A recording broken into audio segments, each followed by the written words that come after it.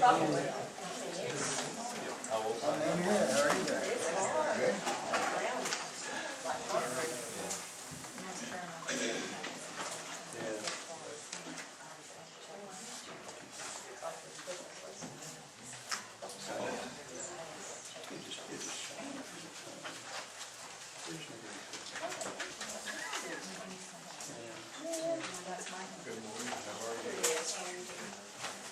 That's his title. That'll do you. Yes.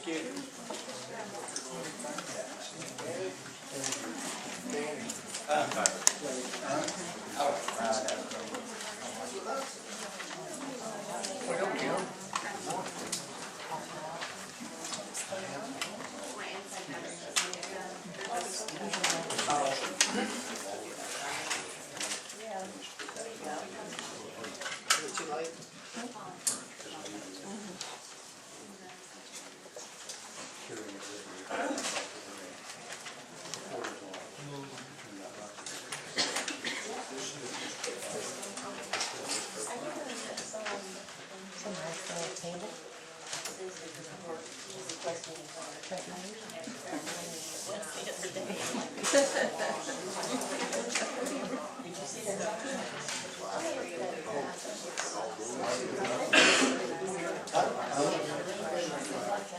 Okay, it's 9 o'clock. I'll call this meeting to order. Thacker. Here. Delozer. Here. Helm. Here. Commissioners, we have four. Commissioner Delozer, will you lead us in the pledge of allegiance? Yes, sir. I pledge allegiance To the flag of the United States of America and to the republic for which it stands, one nation, under God, indivisible, with liberty and justice for all. Mr. Helm, would you lead us in prayer? Yes, sir. Father God, thank you for this day. Thank you for your many blessings. Thank you for watching over us, Father God, and we ask that you be with our employees. Father God, that you would help them and keep them safe. Lord, we thank you for the men and women that serve on foreign soil so that we have the freedom we have today. For it's in Christ and we pray. Amen. Item number 5, approve, disapprove the minutes from September the 3rd and September the 4th special meeting.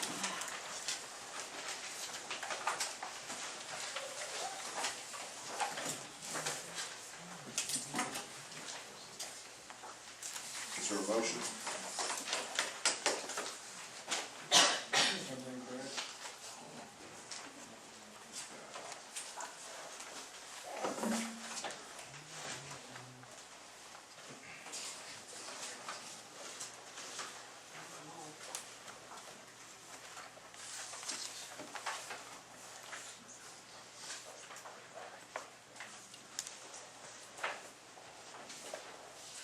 Chairman, did we, down there on agenda item 19, number 4, the resolution dispose equipment, the white Capri Chevy is listed twice again. Did we make that correction? We did. Did you get that corrected? Yes. That's the only one I have. You have a motion? So moved. I'll second. Thacker. Aye. Delozer. Aye. Helm. Aye. Motion's been carried and approved. Item 6, new business. Is there any new business? Item 7, announcements. Gentlemen, do you have any announcements? Commissioner Delozer. New business. New business? Okay, hang on, we'll go back to it. Do we have any announcements? Okay, there are no announcements. Let's move back to item 6, new business. I received this on Friday. It's a senior health care plan renewal. It's for our retiree rates. I received it on Friday and it has to be signed by today. Mr. Iskey, have you looked this over? I've reviewed that. I've confirmed that it was received on Friday, and unfortunately, they've given us a small window to sign it today and have it returned if those qualify as unexpected business and new business would be appropriate. I'll look it over. What's your recommendation? For approval, Does it increase? it does. how much? Is it an increase or is it an Affordable Care Act? And up, $59. It's just a rate increase for the seniors. Retiree went up $59, retired and spouse went up $18. They pay this. Right, we don't pay, the county doesn't extend it. Motion to approve. Second. Thacker, Aye. Delozer, Aye. Hamel. Motion's being carried and approved.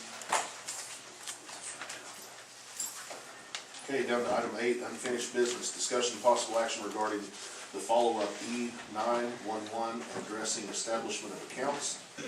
This item was tabled from August 12, August 19, August 26, and September the 3rd. Commissioner Hamlin. This is back to the recommendation that you asked me to look at, the board asked me to look at, I did.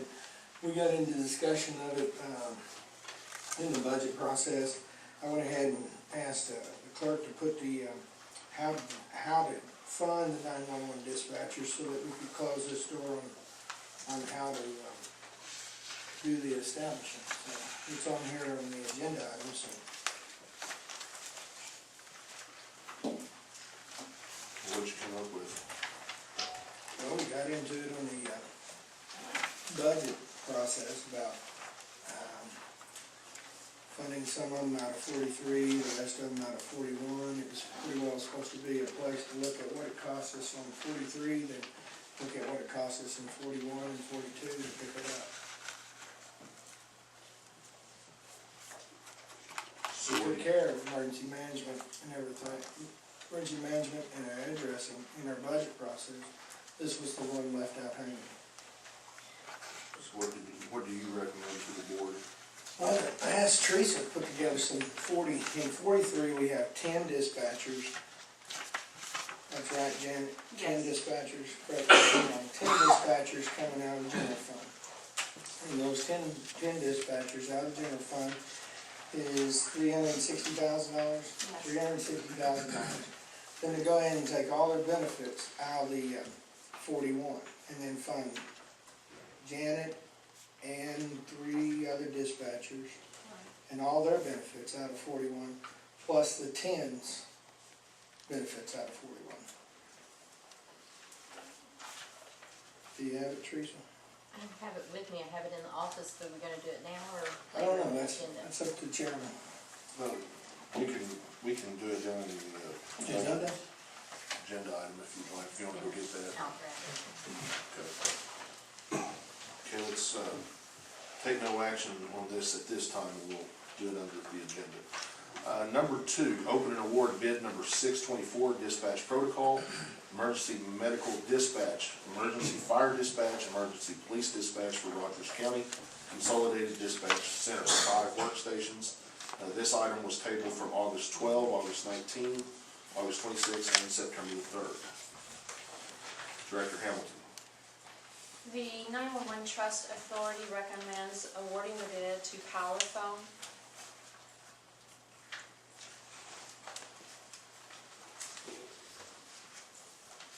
Do you have the numbers? The total cost is,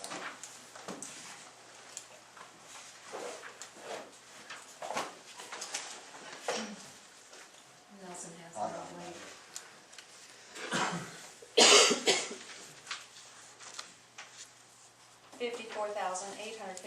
$54,857.50. $54,000 what? $857.50. Oh, I apologize, that did not include shipping.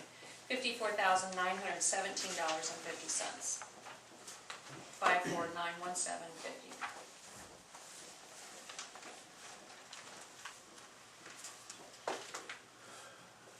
Commissioner Delozer, you have anything? This is one we talked about last week Yes, sir. that would be taken out of the bond. Right. Am I correct? Yes, that's right. What was decided in here the other day.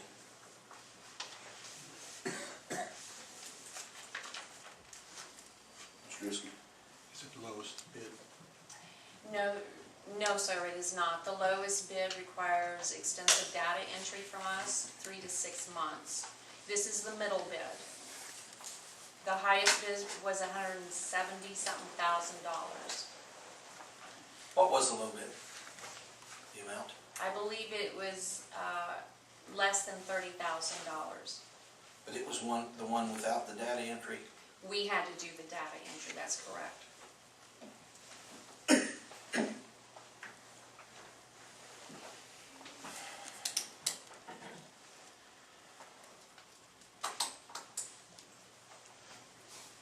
Has he got anything? You got anything?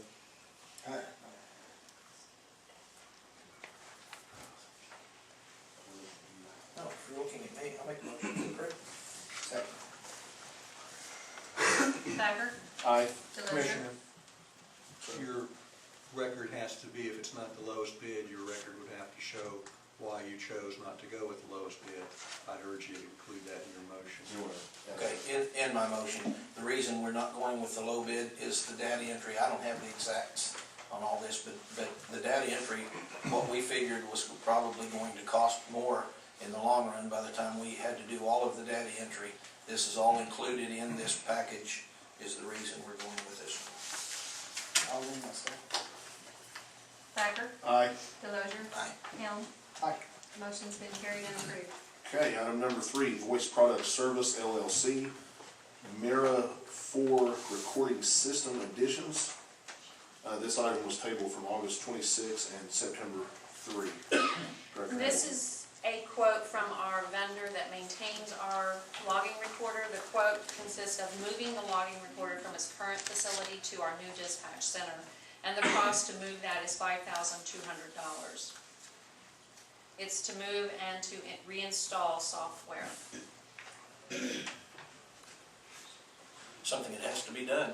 When we move out of the old, or over in the jail, when we move to the 911 center, this recorder has to be moved and done correctly. So it's not messed up. I'll make a motion to approve. Second. Thacker, Aye. Delozer, Aye. Helm. Aye. And what fund do I take this out of? Motion's been carried and I approved. think it was also talked about taking, wasn't it? It was one last week that we talked about taking out of the bond. In the budget, it was taken out of the budget because it would be paid out. Thank you, gentlemen. Thank you. Item number 4, discussion of possible action in regards to employee payroll accounts, human resources. This item was tabled September 3. This was just the housekeeping issue to make a rule of if the employees paid out of the cash account, then all their benefits be paid out of the cash account as well. We tabled it so we could see what the budget meeting held, and with that, we'll see if that's going to be the rule or not. Okay, we'll have to take no action on this until agenda items. Item number 9, zoning, public hearing for notice of appeal filed by applicant Johnny L. Neely. Present zoning, residential RT, present use of the property as mobile homes, RVs, zoning, request C4 with intended use recreational vehicles. Long-term, no longer than 180 days. Legal description is reflected in your agenda. Director Curtis.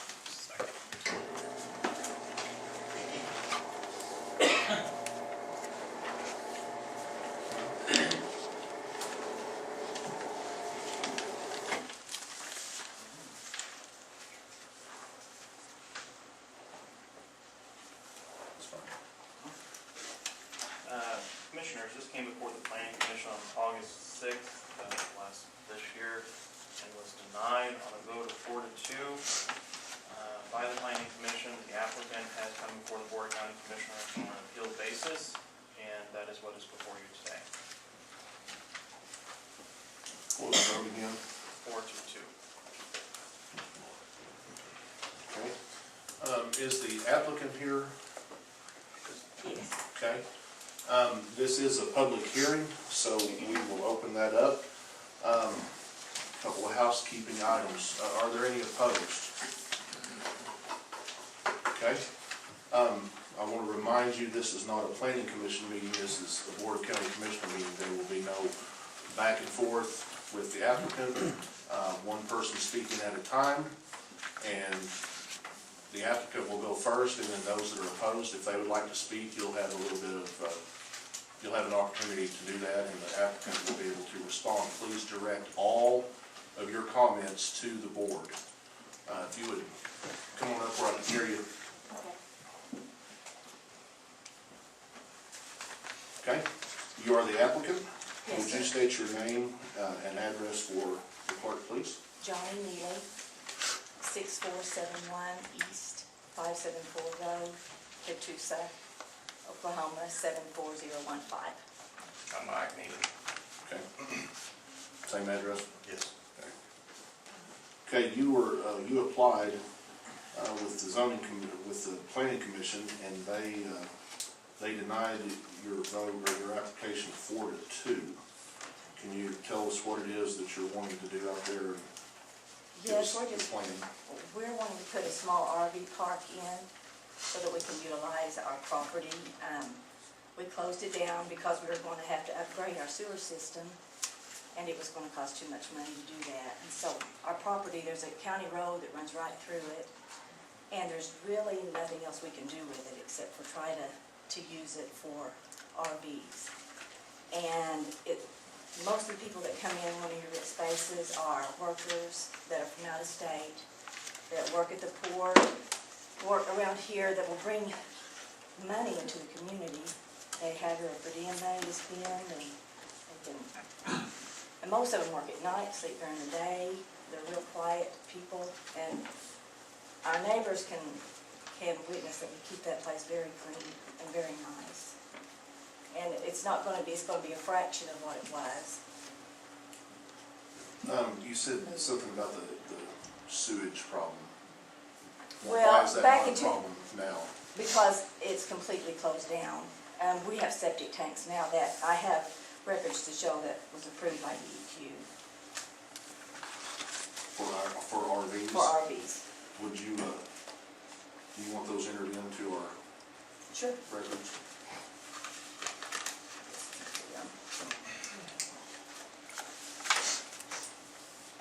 Are these copies Yes, they're copies. we can have and keep?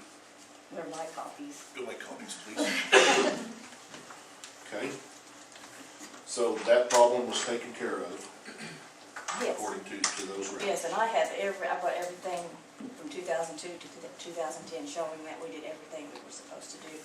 The bids were just too high. I even have a contract with the city of Tulsa that would run our sewer to them, but they could never, their bids were too high to get the lift station in Spunky Creek so that we could hook up to it, and it took 4 years for them to even get ready for us. And by that time, the prices even went up more, and we just couldn't, it just wasn't feasible.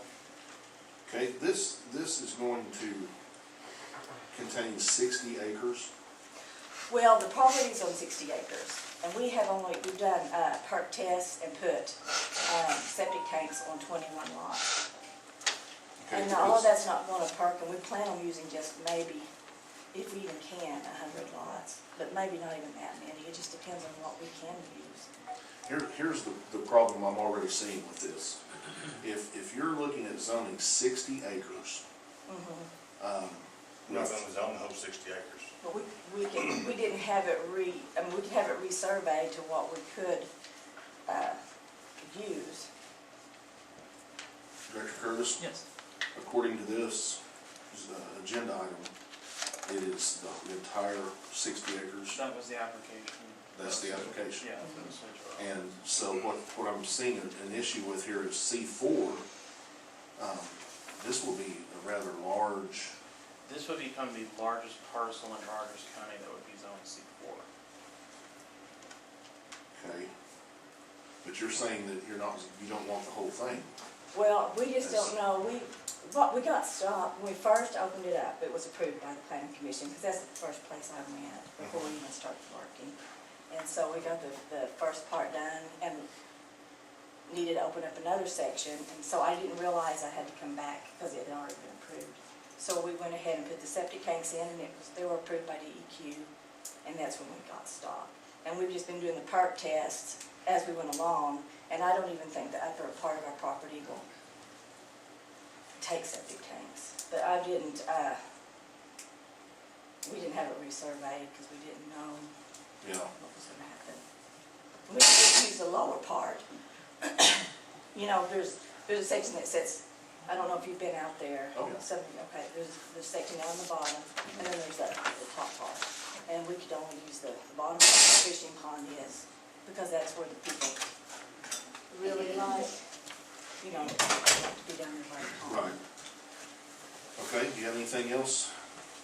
No, but if there's any question about anything in the past, that's an issue, I have all the records with me to Okay. show that, Commissioner. Other than if we could use our property, I mean, that's how we've made our living, and we've got property taxes and upkeep, and it costs us an awful lot of money to keep that property up. Okay. And what we're gonna do is I'm gonna ask for if those that are opposed want to voice their opposition, and then you'll have an opportunity to respond to the questions or the concerns. Yes, sir. Okay, thank you. Thank you. Okay, does anyone want to speak in opposition? Where? Yes, ma'am, if you would come forward.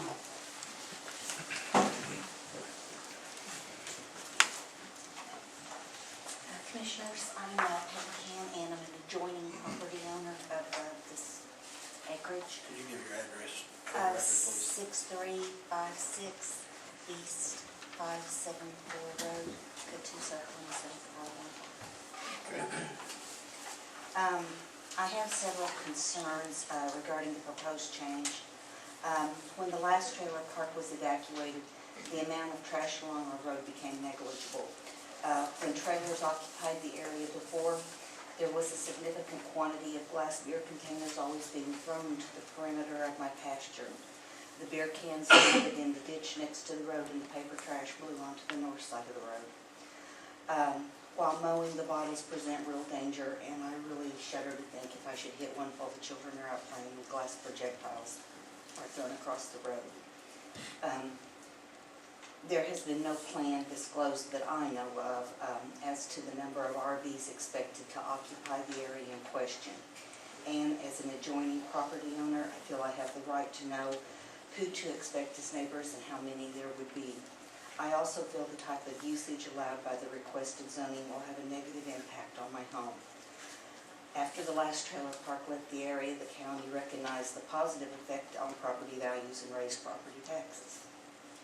Although I have no personal knowledge, and I believe they just addressed this more than what I knew when I wrote this out, it has been stated to me that septic tanks are already being installed. I do not know the number of RVs being hooked into them. Since the DEQ has approved that, then I'm going to skip on down to my next statements. It is a low-lying area, and I would be cautious of the septic field size. Also, if this type of septic tanks that spray into the air were employed, that might cause some smells I would not like. The highway signage is already in place, and RVs are inhabiting the back corner of the area, which I guess they addressed just a second ago. I do not know what crime statistics would show, but I do know that in the trailers in the past, the fire department had stated to us at one point that there was at least one meth lab in one of the trailers down there, and I hope it was properly removed. Also, our road is just an older asphalt road, and the increased traffic I do not think would be good on it. As to how much traffic would be increased, I'm only left to speculate as a plan put forth.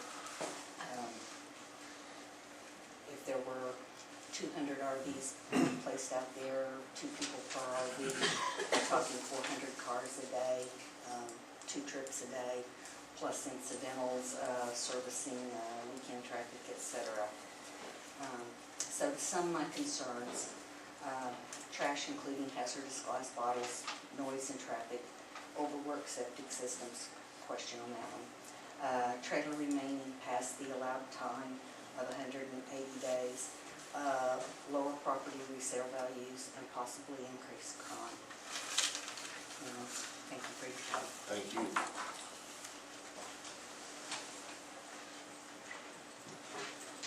Anyone else want to speak on the opposition side? Yes, sir. If you would come on up.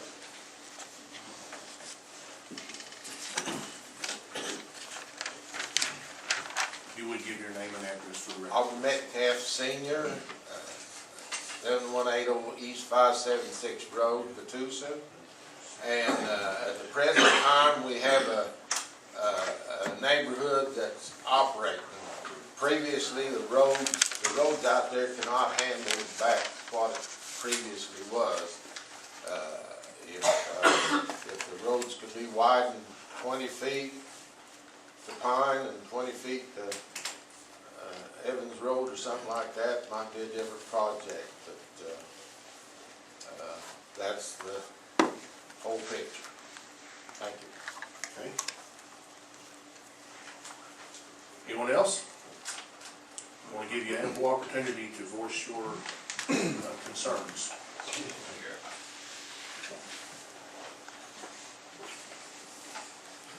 Yes, sir. You'd come on up, please.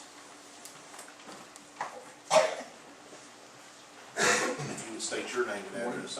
David Bench, B-E-N-S-C-H. Do you need my address, did you say? Yes, sir. 6466 East 574 Road. Kind of hoarse with that name. I live right next door to the mobile home park, and as Aneely said, they do keep it mowed and they do keep it up as far as where the trailers are not. However, there are some people that travel that area, and since we're right next to the mobile home park, people do come into the field sometimes or come across the road. There also has been a mobile home that's been there for 3 years now. That's just right over where the trailers are not. And I've asked multiple times about removing that, and I'm not sure if it's their responsibility or not, but ever since the mobile home park has been closed down, there's still a mobile home that's been trashed out and kind of nasty looking and everything there. And still not sure why it's not moved. Just probably in the last year, other mobile homes were moved out of there.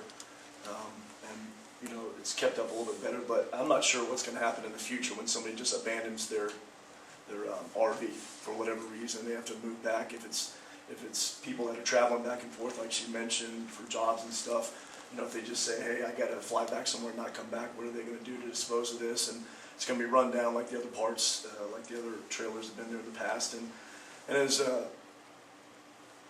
she mentioned, Mrs. McCann mentioned, the property values have gone up, and it's been nice, to not have the traffic there as well, and the property values, and also dump trucks come down there on a regular basis. I'm not sure if they park there anymore, but I believe they were parking there. So the dump trucks coming down there in the afternoon and the mornings, and causing the fumes and the cleanup over there. They work on the dump trucks over there in the park, and so just what we're afraid of in the future, it just becomes a commercial area right in the middle of the neighborhood, and a lot of things are allowed to be worked on, cars and abandoned stuff and everything there. But they have done a good job of keeping the lawns and everything up, though. Okay. Appreciate it. Thank you. Anyone else? Yes, sir. Come on up. Please give your name and address. Matt Ward, I'm at 6405 East 574 Road, immediately adjacent to the proposed property. Like Mr. Bench said, my main complaint or concern, the fact that commercial property, future implications, that's my issue. Like Johnny said, they have kept it very nice and clean. And I appreciate that for one. I worry about the implications of that big a parcel of commercial property going in there, future use. That's my concern. Thank you. Okay, thank you. Anyone else? Okay, Ms. Neely, do you have any response to any of those things? Would you like to respond to any of those? Yes. Okay, if you'll come back up. Okay. In reference to the mobile home that is still down there, that mobile home, the ones that we had to tear down, we did Title 42s, got the titles, and we have to we tore them down ourselves, the ones that people just abandoned. This particular mobile home is still financed, and there's a new law stating that we cannot get a Title 42 that's financed by a mortgage company. So the lady is still making payments on it. I mean, this sounds crazy because it's not worth anything, but she's still making payments on it. She can't afford to move it, and I guess I'm just too soft-hearted, and I have let her, rather than, there's really nothing I can do unless I take the finance company to court and make them move it. Because of she's making payments, not our home. I can't get title to it for storage fees. She's not paying us rent, but she's paying payments on her mobile home. You understand?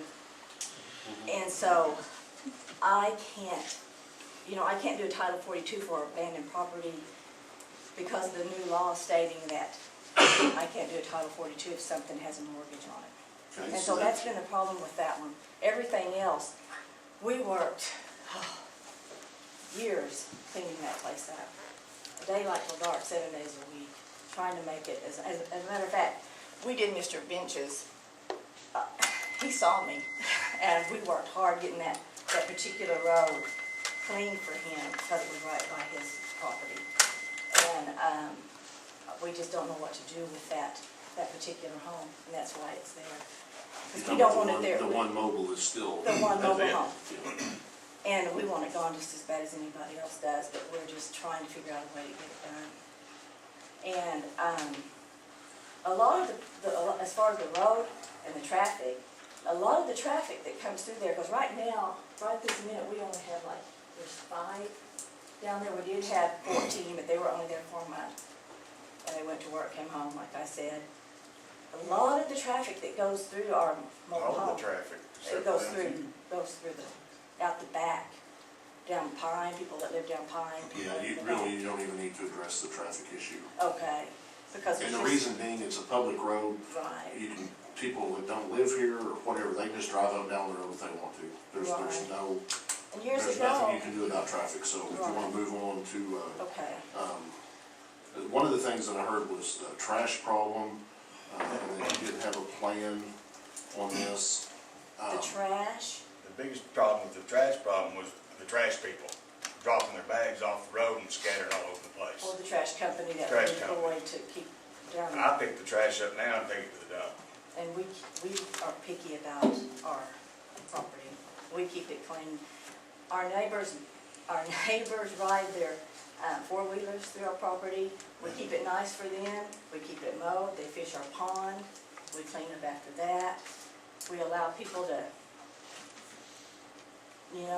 utilize our Well, land. that's- And we really, we do a lot of work to keep it up so that they can use it.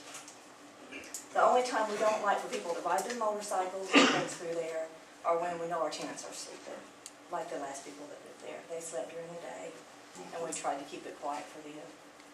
Okay. Mr. Curtis, did you all have any questions for Denise, the applicant? Okay. Okay. On this application, Davis, Yes, sir. okay, it says 7 spaces. Okay. So an average of 350 gallons going, so we've got sewer lines going from the RV location to the septic tank, and it's flowing about 350 a day. But if that, I mean, during the day, there ain't nobody doing nothing down there. I'm just- Oh, Yeah, but yeah, that's what right, we that's didn't feel that, that's what Okay, so who's that? Mr. Goss, the man that did. Oh, yeah, Jerry, not Jerry, but, I can't think of the first name. Goss, he used to work for DEQ, and he did all the park tests and all that stuff. And he alluded to that Yes. on his signature there. It's 7 spaces, so every Okay. 7 spaces flow to 1 tank. Yes, sir. And how many tanks do you have now? We got 2, 4, 6. 6 tanks. No, I'm sorry, we got 4. That are being utilized. Two is being utilized right now. The other 2, we ain't knocked it up yet because we had stopped on the zoning thing. Okay, so every RV that pulls in would have sewer hookup. Mm-hmm. Okay. And then, in your, somebody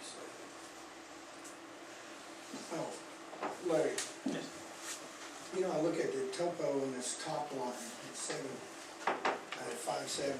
I come down to the back then, it's 570 also. When the new floodplain map came out, this didn't affect this area at all? This is a new floodplain And map. so that's the areas that are affected? That is the area that's affected. And so, what do they do in that area? For the septic With tank the floodplain, you know, I'm sure they're gonna utilize some of those areas.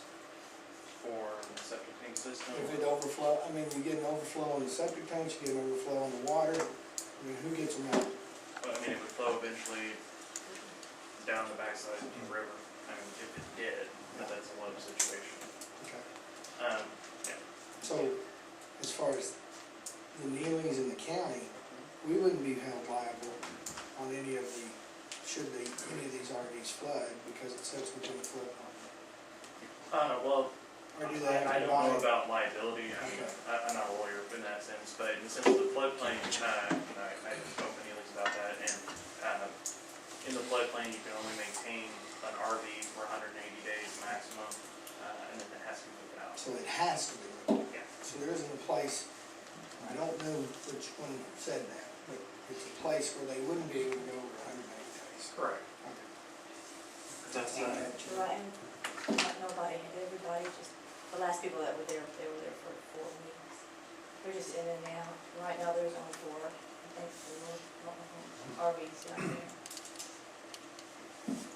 And we have calls, people are having to drive from Tulsa to work at the port because they can't find, they're coming from Texas and Louisiana to work in different places. We had people from a telephone company coming to work on telephone lines, needing places to stay, and they were just desperate. And they stopped us on Sunday morning, they were on our way to church, and they said, we've got these people, we don't have a place to put them, we're having to drive 45 minutes to work. And they're not people with families, they have homes elsewhere, they're just hardworking people that know the work and sleep and want a quiet place to stay. And I just think that, I think there's a need for it in our community, and we would keep it nice. Larry, on all these, couple of things that I'm looking at here is we're looking at 60 acres. But they've said that they're not using all of it. correct.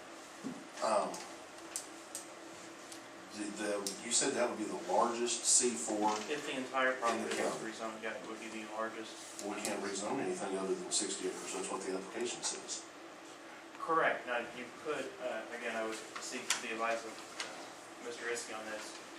You could table the item if the Neelys were wanting to reduce the size and come back with a specific, because if it's within the realm of that 60 acres and they want to do a smaller size, then they could have it surveyed and come back to the board with that smaller size. Because there's a lot of, I mean, I don't see a plan either. And the fact that the Plan Commission voted it down 4-2, what were their reasons? Well, they're citing the comprehensive plan, which that is our guide for growth and development within the county. Can I give a little back history? Sure. Okay. This property was one of the first cases that was zoned within the county, within the Planning Commission. The Planning Commission came into effect in 1968. It was rezoned to RT for the establishment of the mobile home park. When I came into the office, it came before me that the request for electrical services for the property, and I was looking at it and I was asked, can they do that? And because it's for a RV park, or for an RV, the zoning for RT services is not permissible for use unit 18, which in our ordinance book states that is for overnight recreational vehicle stay, in which that use must be used in at the least impact C4 zone, which is C4 zoning. And so that's the reason why they came forward for you guys today. The comprehensive plan states that commercial services that serve the traveling public are the preferred use and should be considered in existing and future inspection of materials and highways. Signage, landscape, and parking visible materials oriented to the highway should be reviewed for impact. So for this particular area of the comprehensive plan, it does somewhat fit this area, at least for the comprehensive plan. But what the planning commission was specifically stating from the comprehensive plan is that existing residential development should be respected. And so that was their reasoning for denial, was to respect the current residential property that's surrounding this area. What does that mean? Well, their interpretation was for that this use, this potential use, because when you're doing just C4 zoning, you're not just doing it for the use that's being implemented today, you're doing it for all others that are permissible in that area. So trade services, things like that, all those other things. So their concern was the 60 plus acres being, that would impact the surrounding property owners. Yeah, I can see that, because in the future, they decide to sell out whatever, any C4 zoning oriented business can come in and Correct. set up shop, and Correct. it doesn't make, that's an issue. Can you put a restriction on it? Unfortunately, we have looked into that, and the way the ordinance is written, we are not able to do a restriction only on a particular use. Much as we would like to assist in that manner, that way we could put a lot more people at ease. Unfortunately, the ordinance and state law does not allow us to do that. Yeah. And I can see why that would be an issue. Do you have any suggestions, recommendations on this? And just from what I've heard from this meeting is that Neely's not wanting to rezone the entire property, that if it is the recommendation of the board to perhaps come back within a week or within an amount of time, that a survey for a specific area to where it's a smaller area, if that would put the board at ease, if that would put the neighbors at ease. Well, I mean, the Neelys have said that a smaller area is all you were gonna use anyway. I mean, that was your Right, that's all we. your own restriction. And I don't like the 60 acres being C4 because of future. Yeah, I think what we need to do is send this back to the, would it be to the planning commission, or let them do a survey? Planning commission's already made a ruling. And Okay, then I'm gonna ask that you guys reduce the size of this to what you're actually looking at. But I can tell you, it's still gonna be hard to go with this C4 zoning, because it is in that residential area. And again, it's future use that would be the problem. But Can I ask you this? yeah, sure. What can we use our property for? Well, that's good. Because, I mean, That's a very good, and I'm gonna tell you, I'm typically lean towards landowner rights, the applicant, but this is a little unique in that it is in the middle of a residential area and you're wanting to use it for residential type, but it is the future impact of C4 zoning.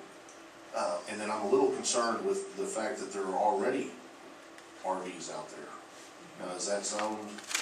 well, I came to the planning commission before we did anything, before we did any septic tank, before we did anything. Right. And, they told me we always had RVs down there. And you can look at the assessor's list, we had a section for RVs, and the lady, I don't remember the name, Melissa, Yeah. she told me that there was no need to have it rezoned. And so then we went to the EQ, got everything approved through them, and started our Right. construction on septic tanks. So that's why, I thought everything was okay. Yeah. And then, I didn't realize it wasn't until we tried to get the electric turned onto those lots. And we already we spent a whole lot of money to put the septic tanks down in that section, and now we can't use it. Can you go back and do a survey and reduce the footprint of this? I'm gonna tell you, personally, I have no problem with RVs. Typically, people that hang out in RV parks are retired military people going around seeing the country, the workers. So, I mean, that's not an issue. It is an issue that it's 60 acres. And that's all that's on here. We can't approve just a little bit, because we have no legal restriction. I understand. If you can do that, I would make them, I mean, if you're willing to do that, then we bring it back and look at it whenever, how many days do they have? Is there a time limit? There is no time limit, and it is now before you, so. Okay. What I'll ask you to do is go back and get us a legal description and a survey of what you're actually wanting to use. Okay. Get a hold of the office, and we'll put it back on the agenda whenever When we get a it's solution. convenient for you. Okay. Okay, so I'm gonna make a motion to table. Well, I mean, can we table, do we need to put a date, Mr. Riskin? Theoretically. Well, theoretically, you are not acting on the appeal from the planning commission. You either overturn it or you sustain it. If they want to withdraw their appeal, go back to the planning commission, that is also an option. But you can certainly table it. I am not comfortable with you tabling it for an extended period of time. Okay. Let's do this. We'll table, let's see, today is the 9th. How long do you think it'd be before you can get a survey? Well, A couple months? I would think so. We'll just call today and try to get in front of something. Let's say, yes, sir? I have one other concern. I have a concern if the applicants are going to be spending money on a survey or any kind of information, and it comes back to the board for denied, and is denied, but that is also a concern that I have for the applicants as well. That is a very real possibility. That's a concern. That's a very real possibility as Spend a lot well. of money already. We can spend no more money, go with you, find out something. Well, see, here's the thing, this is, before, and I know this one, you kind of backed into this deal because you were already there, and DEQ, Right. made you do something there, but there's still, we have to follow the process. And, I'm not saying reduce the size and it'll get approved, because there's 2 other people that vote on this as well. But rather than, just deny it, because then you can't reapply for a year. Okay, so I'm trying to make this easy on you, or easier, but. We have to keep trying. I mean, we can't just let it. But that's up to you. If you want to spend the money on a survey, but that is a real possibility. It could be denied. So I'm gonna make a motion that we table this until November the 4th. And if I hear from you, then, we'll revisit it. If you don't show up on the 4th, Till what?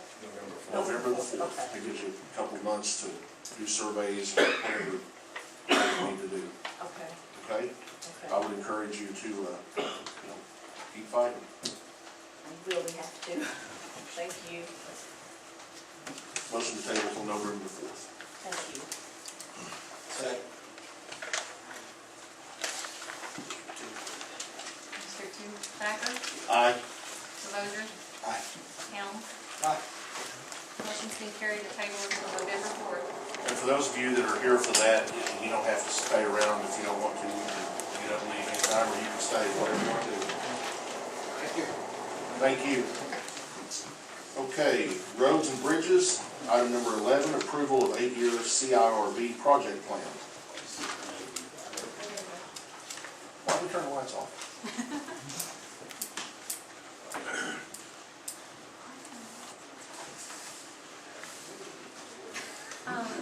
Just the one we had the other day. I spoke to Patrick from Guy Engineering because Commissioner Thacker and I were concerned because it had been approved, and here's his reply. Let's see. We started sending out plans for approval, but some counties did not approve them. However, we started this process. ODOT told us to make some changes on the plans. This reflects those changes. Patrick Shootman, civil engineer. What was changed? I don't have any idea. It's in black and white, so it's hard to.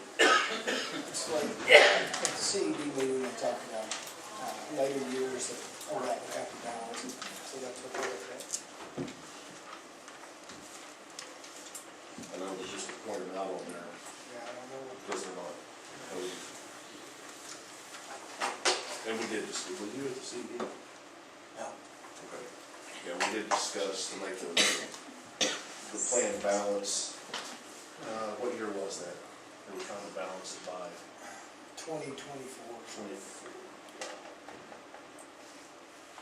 Of course, that all changes with how much money comes in Yeah. later, but we work with what we have.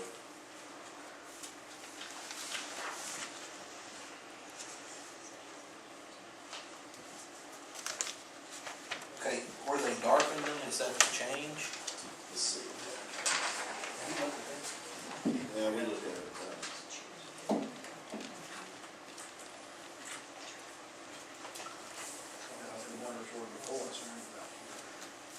Right, we're constrained, balancing how we're trying to balance that. Yeah, it affected. Highlighted the stuff that we need to do over the next year. Those things are, Yeah. in Rogers County, like, as far as what's happening this year, their concerns are here and balances. We were one of the ones that already approved ours and stuff. Yeah, it didn't affect us as much as it did some of the other counties. Ottawa County pretty happy. Yeah, Ottawa County took the biggest hit. So the CED just said they'd send them back out to everybody, and, this month, and put them back in. Yeah. So I'm gonna make a motion to approve, our 8-year plan. And second. Thacker, Aye. Delozer, Aye. Helm, Aye. motion's been carried and approved. And Commissioner Gordon, you know that changes every month when we have a CED meeting, so if there are some issues there, we can straighten them out at the next meeting. At the next CED meeting. Okay, item number 12, cash fund estimate of needs and request for appropriations. We have 1 through 24.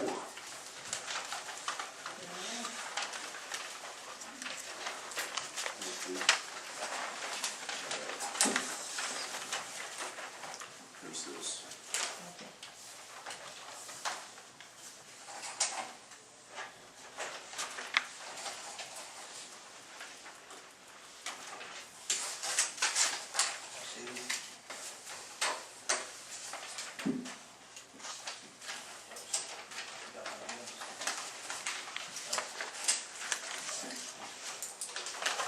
Motion to approve. I'll second. Thacker, Aye. Delozer, Helm, Aye. motion's been carried and approved. And we have no item 13, so item 14, utility permits. Let's see. These are all in District 2. Commissioner Helm, would you like to do these together? Okay, number 1, Cox Communications, Oklahoma, boring, Cross County Highway, local road east Twin Creeks Drive, approximately .12 miles of North 470 Road, and further described 691 feet east of the Twin Creeks Drive corner of Section 1, Township 20 North, Range 14 East, Rogers County. Rural Water District Number 3, Rogers County boring to Cross County Highway, local road south 40 and 95, approximately .375 miles of north of east-west 480 and north-south 40-95 junction, further described 1,980 feet north of the south 1/4 corner of Section 4, Township 21 North, Range 15 East, Rogers County. Number 3, Oklahoma Natural Gas, boring across County Highway, east 79th Street North, approximately 3.3 miles east and .45 miles north of State Highway number 135 and State Highway 169 junction, further described as 2,310 feet north, 1,760 feet east of the southwest corner of Section 26, Township 21 North, Range 14 East, Rogers County. Commissioner Helm. Larry, does all these utility permits meet the requirements of the utilities? Yes, sir. You're satisfied with them? Yes. And the motion to approve? Second. Thacker, Aye. Delozer, Helm, Aye. motion's been carried and approved on items 1 through 3. Item number 16, blanket purchase orders. That would be One only, number one only. okay? District 3 to Lowe's for 500, and assessor to District 3 for 500 for fuel. That's all. Motion to approve. Second. Thacker, Aye. Delozer, Aye. Helm, Aye. motion's been carried and approved. Okay, we have nothing under grants. Item number 18, payment requisition construction fund, RCB Bank trustee, BKL Incorporated invoice number 38 for $2,000. We got on that. I see BKL sitting there. There he is. Motion to approve. Second. Thacker, Aye. Delozer, Aye. Helm, Aye. motion's been carried and approved.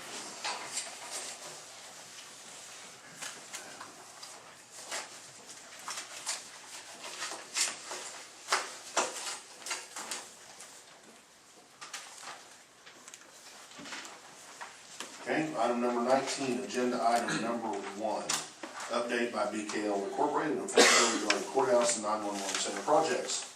Mr. Ken Reeves. Good morning, Commissioners. Good morning, sir. The 911 project is wrapping up, I think. It's coming to a conclusion very quickly. We've had a number of meetings the last few weeks with coordination with the owner, with Motorola, the tower people, that kind of thing. So I expect it'll come rapidly. I'd give you a schedule just to tick off Flinko, but I probably shouldn't do that. But I think they'll have us out there punching very shortly. The EOC work is complete. We've done our punch on it except for the mechanical electrical. I need to get my engineer up here to do that probably this week. And then it'll be ready for occupancy. Plaza work is proceeding. Expect to have the construction documents next week. I see you've got an agenda item on here for brick, so I'd be happy to consult and help with any questions on that. Okay, any questions for Mr. Reeves? Oh, thank you very much. Is Flinko here? BJ was occupied. He's occupied. All right, presentation number 2 by VFW Commander Bill Ritchie regarding brick paver sales for the courthouse plaza. He was unable to attend the last meeting. He's unable to attend this meeting. He called this morning and something had come up. He's not going to be able to be here. Okay, no action on number 2. Number 3, discussion possible action regarding standard rental service agreement by and between Centos and Rogers County District 3. Has been approved by legal. Okay, this is our uniforms for all the road hands. Wanted to present this. And it is the standard Centos rental agreement. You have looked at this? Okay. Questions? We do these once a year on the street. Well, here's what I was confused about. Whether or not everybody is independently doing these, or whether you're doing them as a whole. Because I think at last year at some point, you kind of did them as a group. So all I could read was what was presented to me, but Right. District. At one point, we actually, I think all 3 used different Yeah. uniform companies, and then we went out, and now we're all using Centos, correct? Because we bid it, and we did all those things necessary. But we have to enter a yearly agreement with Well, Centos. Actually, we still independently do it. All 3 districts have their own, do their own. again, all I could review was what was presented. What was presented was on behalf of District 3, so where the other are, or other departments are, don't know. But this is District 3's right here.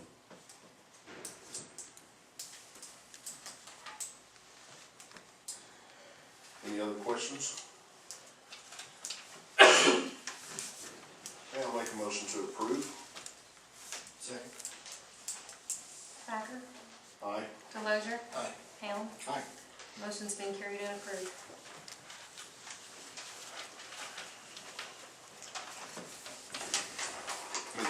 The purpose is not entering contracts independently. Correct. That's what, ours is time, so that's why it's for District 3 only. Let's see here, number 4, resolution for disposing of equipment, District 2, 1988 Kenworth, serial number is reflected in your agenda, to be sold at auction in McAllister on September the 21st, 2013. You want to do these together? Yeah. Item number 5, resolution for disposing of equipment, District 2, 2006 John Deere backhoe. The serial number is reflected in your agenda, also to be sold at the McAllister auction. Resolution for disposing of equipment, District 2, asphalt zipper and tandem axle electric trailer.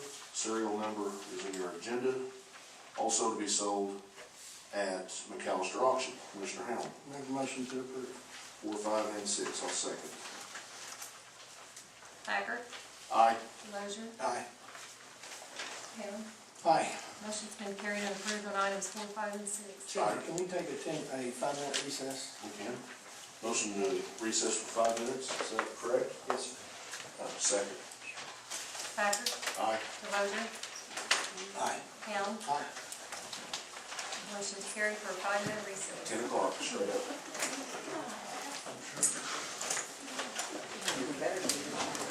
Yeah.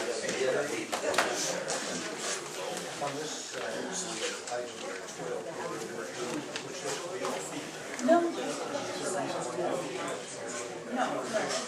Do you need anything? Do you need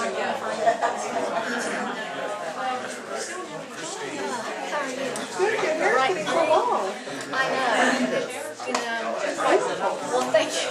I haven't, like longer, I guess. But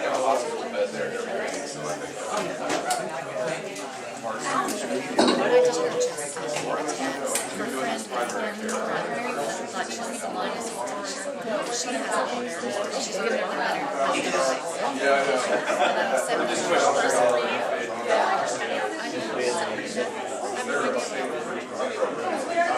So when we get it all totaled, I think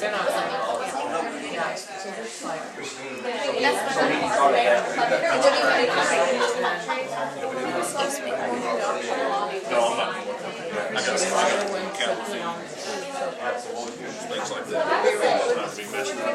and then if I know two of my 3 days had you know, I forget what they're called. And then, yeah. And then, that don't have them. So I thought, I don't know if that now. And I just put off there at the same time. Anyway, I'll worry about that. Dang it, I can give up my whole stuff.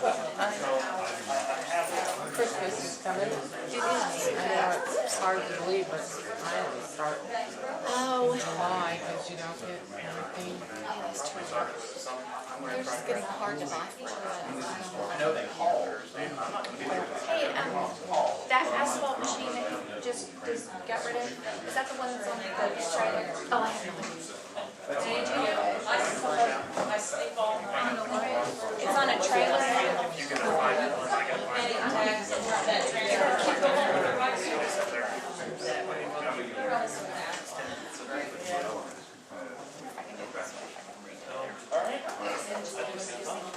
Are you gonna have stuff Saturday? I don't know.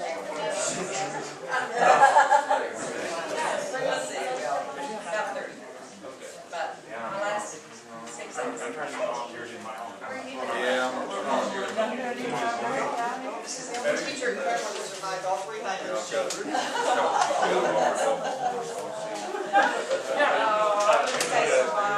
They took it or,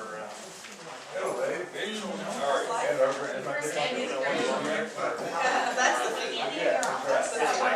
And his daughter. Jennifer interned.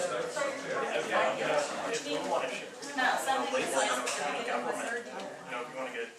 Oh, no, we do not want to deal with that. We do not want to deal with that.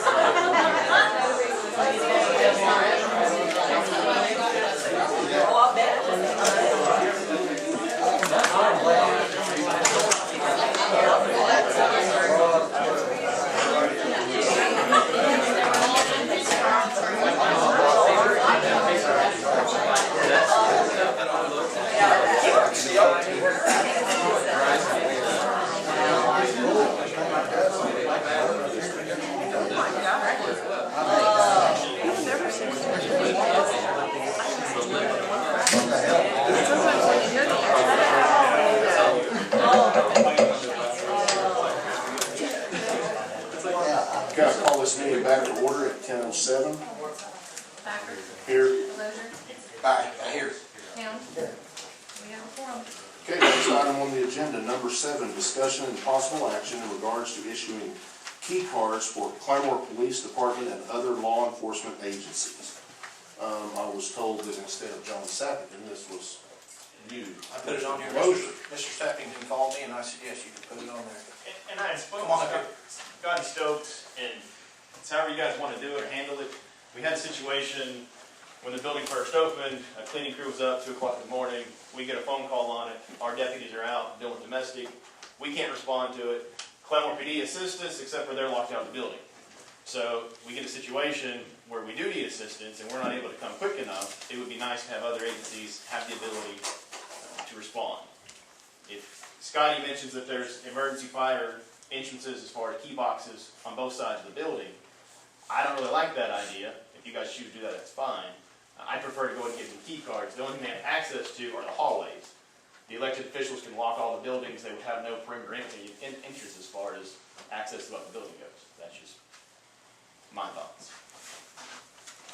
Are you talking on the key cards that are in boxes that are only allowed in the hallway? No, I'm talking about if we to give them key cards, we can limit what access they do and do not have, and we can monitor entrance based off that.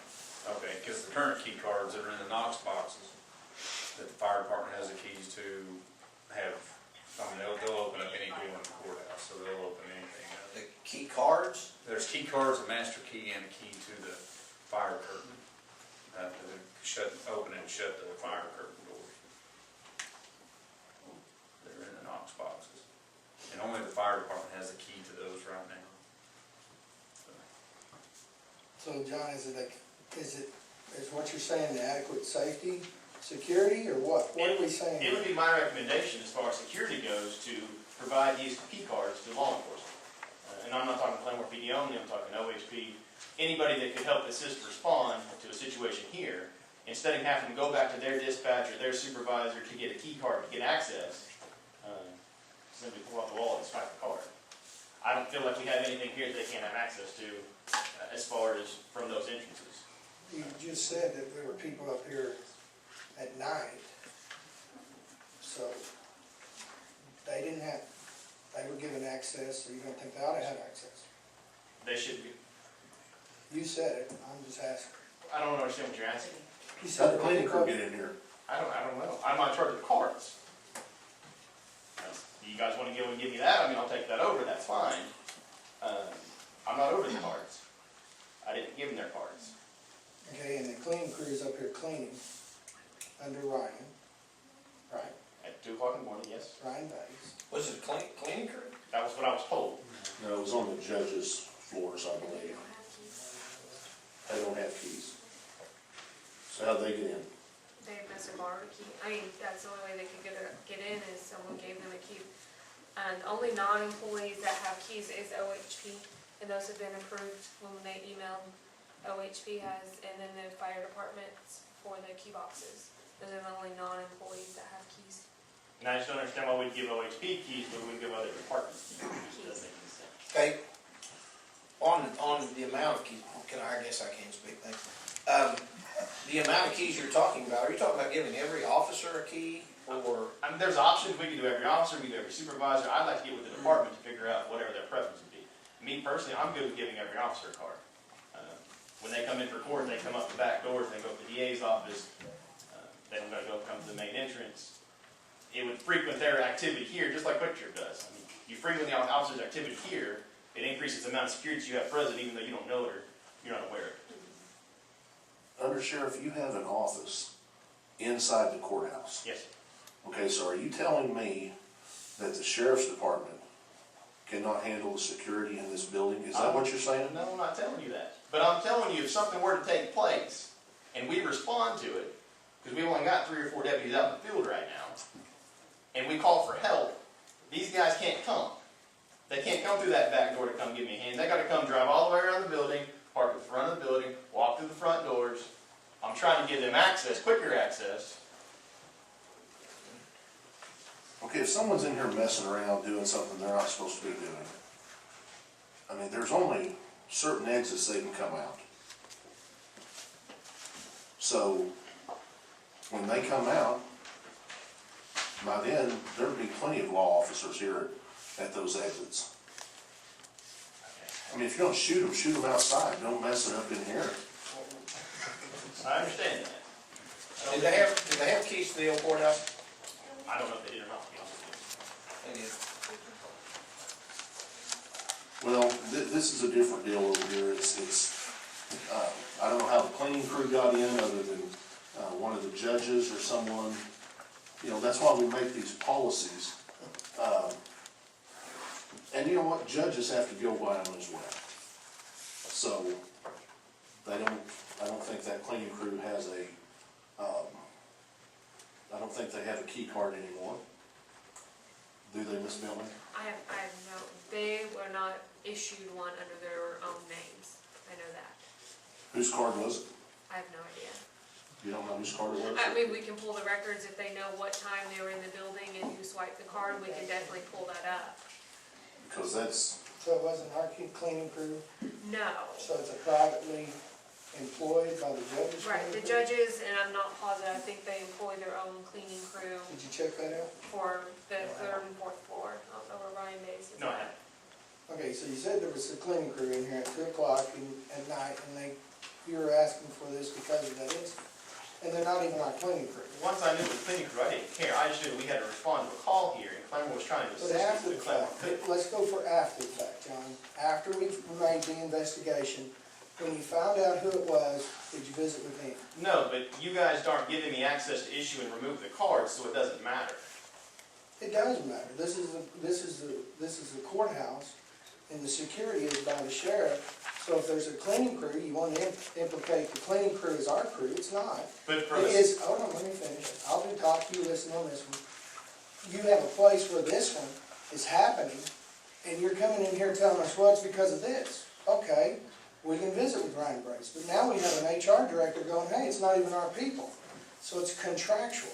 So under that, how many other contractual agreements do they have up there that we know nothing about? And as far as the security, is that you say the security is adequate, right?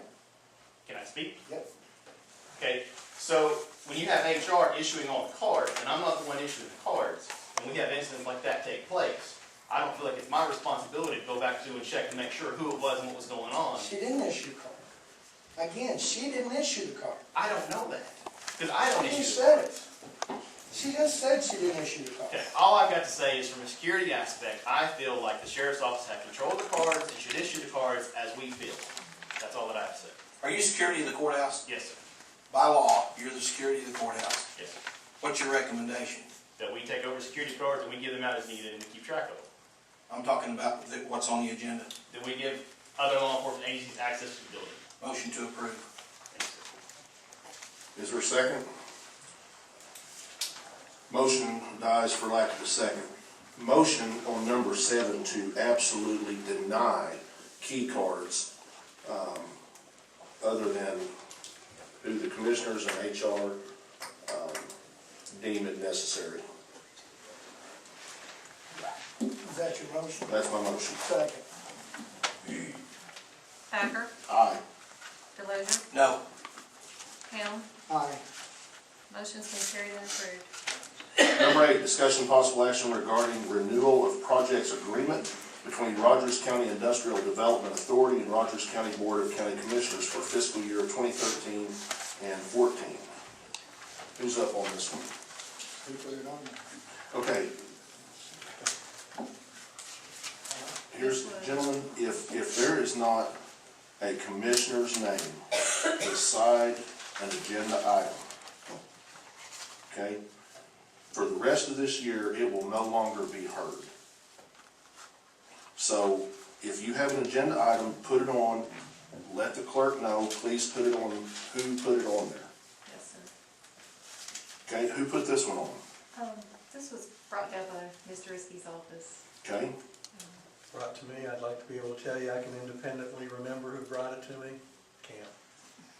You know, we do have to renew our agreements every fiscal year when we're expending taxpayer funds.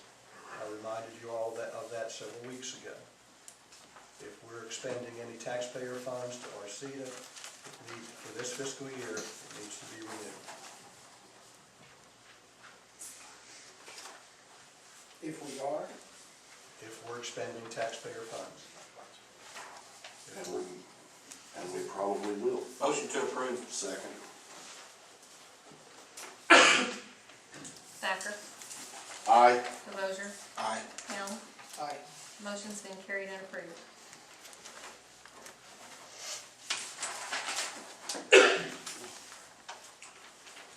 Item number 9, discussion possible action regarding invoice from Johanny Byram PC, attorneys at law, $25,044.87. Did you guys get the copy of that?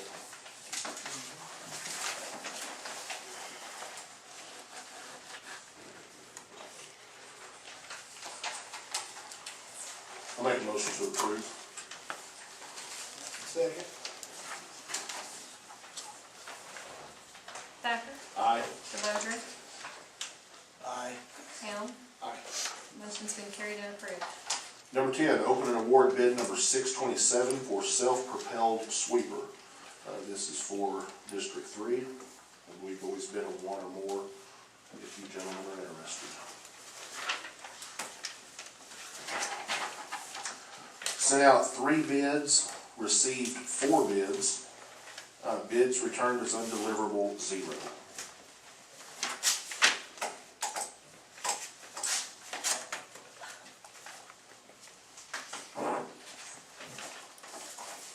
Okay, the first bid is from G.W.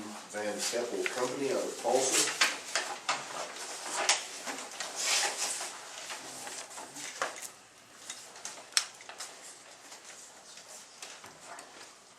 Okay, bid number 627, the price mark is $89,166.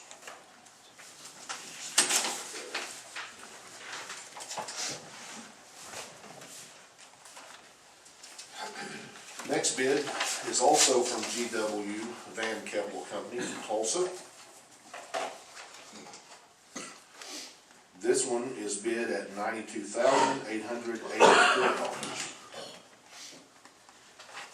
What's the difference? Well, that's what Different machine? we'll have to look at it. Next bid, Kirby Smith Machinery from Tulsa.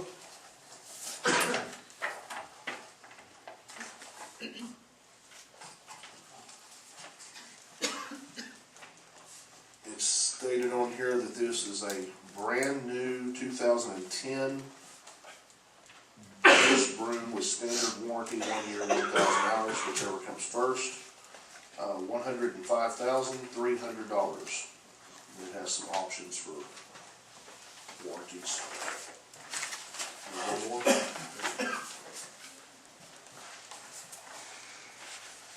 This one is from Warren Cat.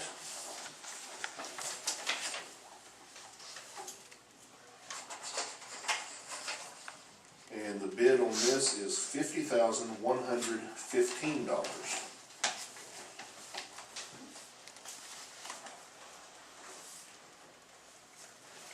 I'm gonna make a motion to table for 1 week, so we'll look at these bids. Thank you. Thacker, Aye. Delozer, Aye. Helm, Aye. motion's been carried to table 1 week. Okay. Number 11, open and award bid number 629 for 4 water storage tanks. Sheriff's Department.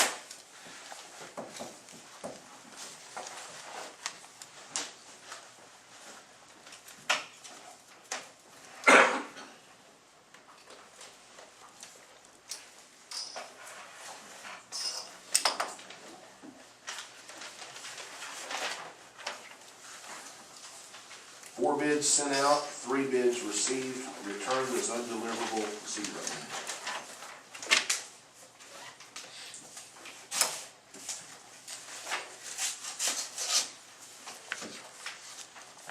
Okay, first bid, K&M Shillingford Incorporated, Tulsa, Oklahoma.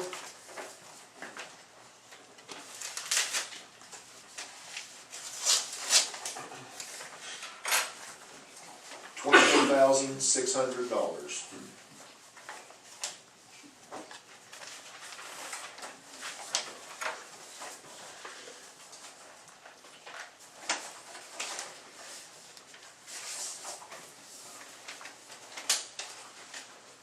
Next bid is from Mullen Plumbing, Broken Arrow, Oklahoma, $19,894.50.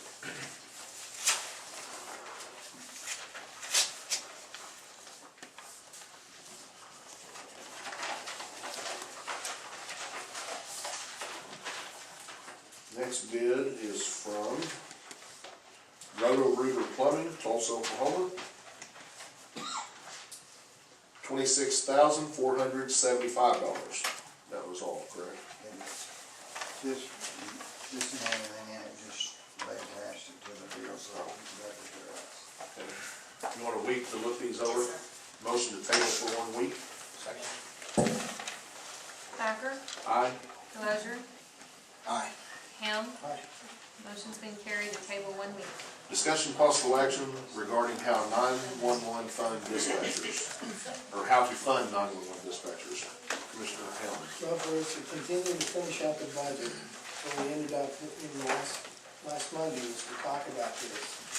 And that, the discussion was, whether to fund them totally on 911, or just total, or to fund partial. So what I had Teresa do is look at, funding, the 10 out of general fund 43, fund all that, all the employees are in that, which were 10, right, Jan? Yeah, 10 are in 43. Yes. Fund 10 in that, and then we do their benefits. We do their benefits out of 41 and 42. And so Teresa has this available to you. And so Teresa, would you explain where we're at on this and what it looks like? Because now, if we do 43, or now with all 14, all their benefits come out of general fund, right?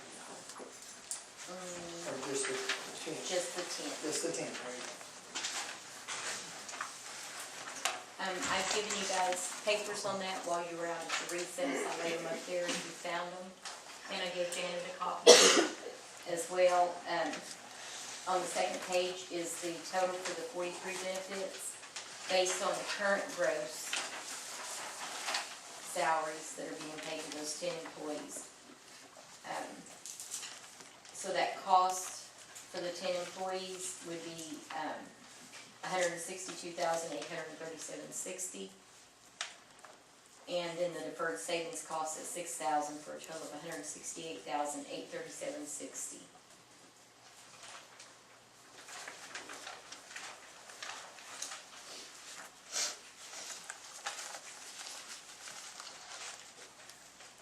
And what is the current amount down there? The It's current, what's being paid now, right? yes, the current amount, that $1,870, is just the Social Security Medicare match. So that's just the FICA match that they're currently needing. That total that I gave you does include that figure again, because I figured all the benefits together.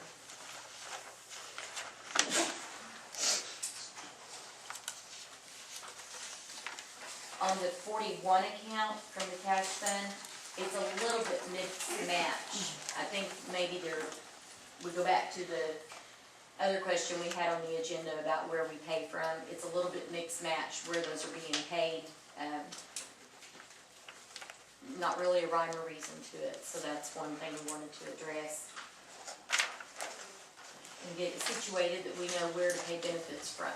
Okay, on the 3 employees and the 1 director, coming down to total benefit cost, it's $74,575.92. Right? Yes. And then when you add in the deferred savings, with the 10 employees, it comes down to $76,975. So that's all being paid out of. The majority of it's being paid out of 41, out of cash fund. But the director's OPERS match is being paid from, let me make sure that I have that right. I'm kind of confused on which way they're being paid now.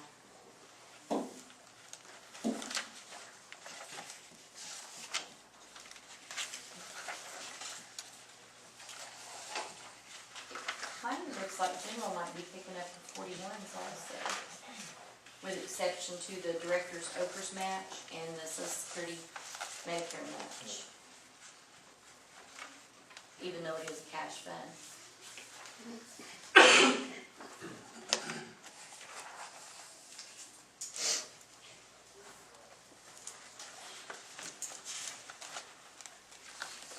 Where are you wanting to pay these in with? Well, when we got into it last week, was to get in in there, not totally bankrupt the 911 like it was alleged, but to go ahead and look at opportunities and options here. We can go ahead and take 10 out of the general fund and pay them, and then turn around and take all their benefits, workers' comp and unemployment, out of 4,100 and 42. Excuse me, out of 41 and 42. It shows you what the annual cost is to the budget, but we just need to decide so that we can finish the budget. Because we can't do 13, agenda 13, at all without knowing where we're gonna take the money. Commissioner Delozer? As I said last week, let's leave them right where they are, out of the general fund. Well, eventually, these employees will be employees of the trust, is that correct? Is that your plan? Either that or do the on loan like we talked about, where the county will still be paying those employees and that will be their match, and that will be their part of dispatch. And I mean, we can pull it out of 41 and allegedly, as I said, those benefits, that 41 account will go backwards. It's going backwards now. If we don't slow it down, it's going to go backwards till it's out. And that's for equipment. We do pay some salaries out of there, but that's the 50-cent cell phone tax that we talked about in the past. And if we continue to take everything out of there and then we need some equipment, there's not going to be any funds there. It's that simple. But the funds are supposed to be put back in there by this trust. So they will be charged the cost. I mean, just like we told John, John, we didn't charge you last year for dispatching. John said, no, but if there's $250,000 it's going to cost us, we can go elsewhere. Am I quoting you right, John? The thing is, we can give the money to the sheriff to pay for his dispatching, or we can pay for it. It's all the same money. And then again, is we increase that budget or we don't increase the budget. All we're trying to do is get down to a budget item. So that's the decision. So if you go into it, and the idea is that we do either do the dispatching for the sheriff or not do dispatching for the sheriff. If the sheriff in or out, that's up to Janet and your trust to put together. What are they going to pay into it at that time either? Is this our contribution for the trust? Yes. So our contribution to the trust is $502,000. And the benefits.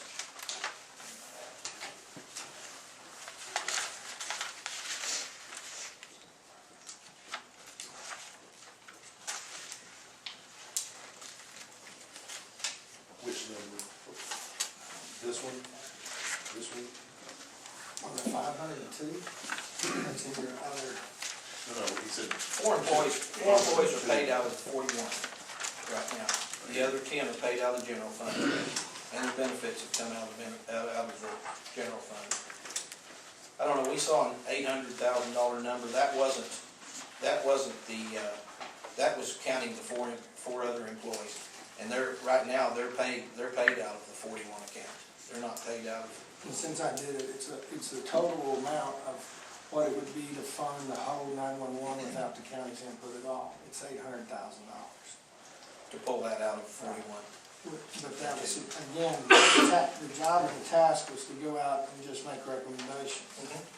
Again, these are things that we have to discuss and make recommendation on. But it has to be put out there on the floor so you can see it. And it's $749,928, but we took an average of $27,800 gross.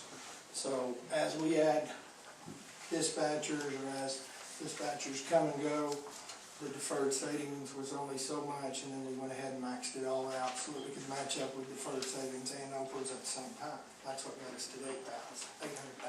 I think the additional dispatchers, what we're talking about is as we bring on other entities, then that will be their dispatching costs. That will add to their dispatching costs. See, what we're doing is You're saying it'll add. what we're every time talking one about people- is budgeting for the dispatchers we have right now, which take care of Rogers County and the, I think we do a little bit for Verdigris. But other than that, right now, it takes this many dispatchers to take care of Rogers County. Rogers County is gonna have to continue to pay for this. When we bring the other entities on, of course, it's not gonna take long, it's gonna take extra dispatchers.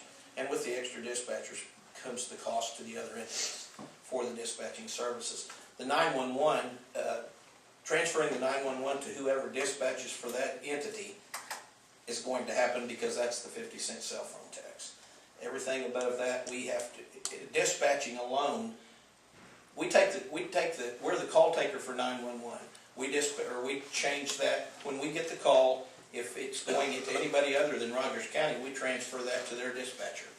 What this is for is we will be doing the dispatching right there then. So it takes this many dispatchers to take care of Rogers County. I make a motion to leave it in the general fund just the way it is. So then, I guess that'd be for this next. Yes. For the rest of this For year. the rest of this year, well, yes, for 13, 14, I mean fiscal year. yes, fiscal year. For the budget, that's what we're talking about. Which is leave 43. In general fund 43, keep the 10 people in there paying their girls, also paying their benefits, and then also paying the benefits of the 3 and the director, right? Yes, that's how it is right now. No, I think the 3 and the director aren't paid by the general fund, are they, Teresa?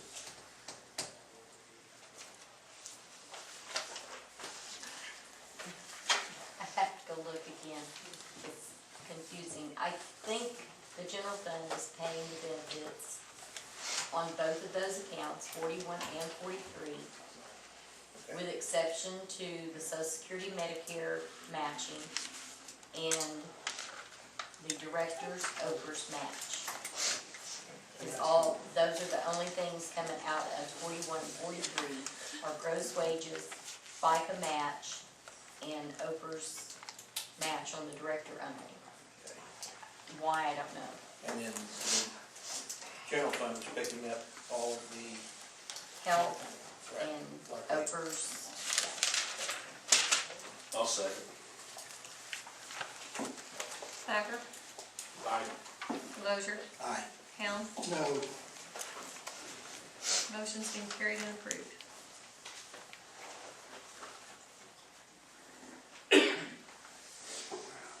Item 13, discussion possible action regarding 2013-14 general budget estimates of needs. This was on the agenda so that Mr. Turner was here, is that correct? That's correct, we have not heard back from him. Okay, so he hasn't compiled the numbers that you sent him last week yet. Okay, so we will probably have to set a special meeting. we'll have to send him these numbers and just approve it, so he can put those. And these numbers that we just approved.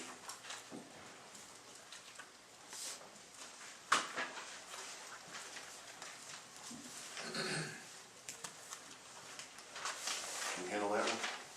Sure. Thank you.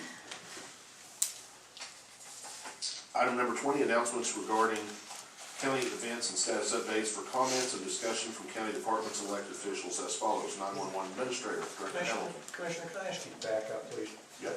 Procedurally, on item 13, Item- striking it, or your budget, are you striking it to be reset, or you have to take some action on it? We're going to set a new, or a special meeting. I hear that, but you still have to vote to do something. It's an agenda item. You've got to take Or a we can vote. take no action.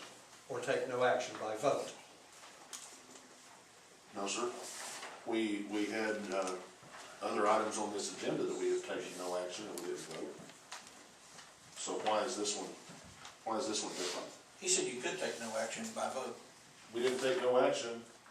We didn't take a vote on the other ones. Okay. So what do you want to do, Joe? Well, maybe we better back up and take action on that. Too late. Discussion possible action regarding 2013-2014 general fund budget estimate of needs. Teresa, do you think you could have it done in a week with all the numbers and get on schedule with him to be back here Monday to update us and everything, and then finalize the budget? Well, with the exception of the numbers that you just discussed, I turned all those numbers in to Mr. Turner last week, that I never heard back from him, so I don't know where he's at this point. I'm thinking about his schedule, as far as Yeah. scheduling, Yeah, that's true. allowing That's him time to get back with us. We could say, we'd like to have you Monday at 1 o'clock to finalize our budget, and then that way he would know we'd all be expecting him Monday. Okay? I'll make a motion that we go ahead and ask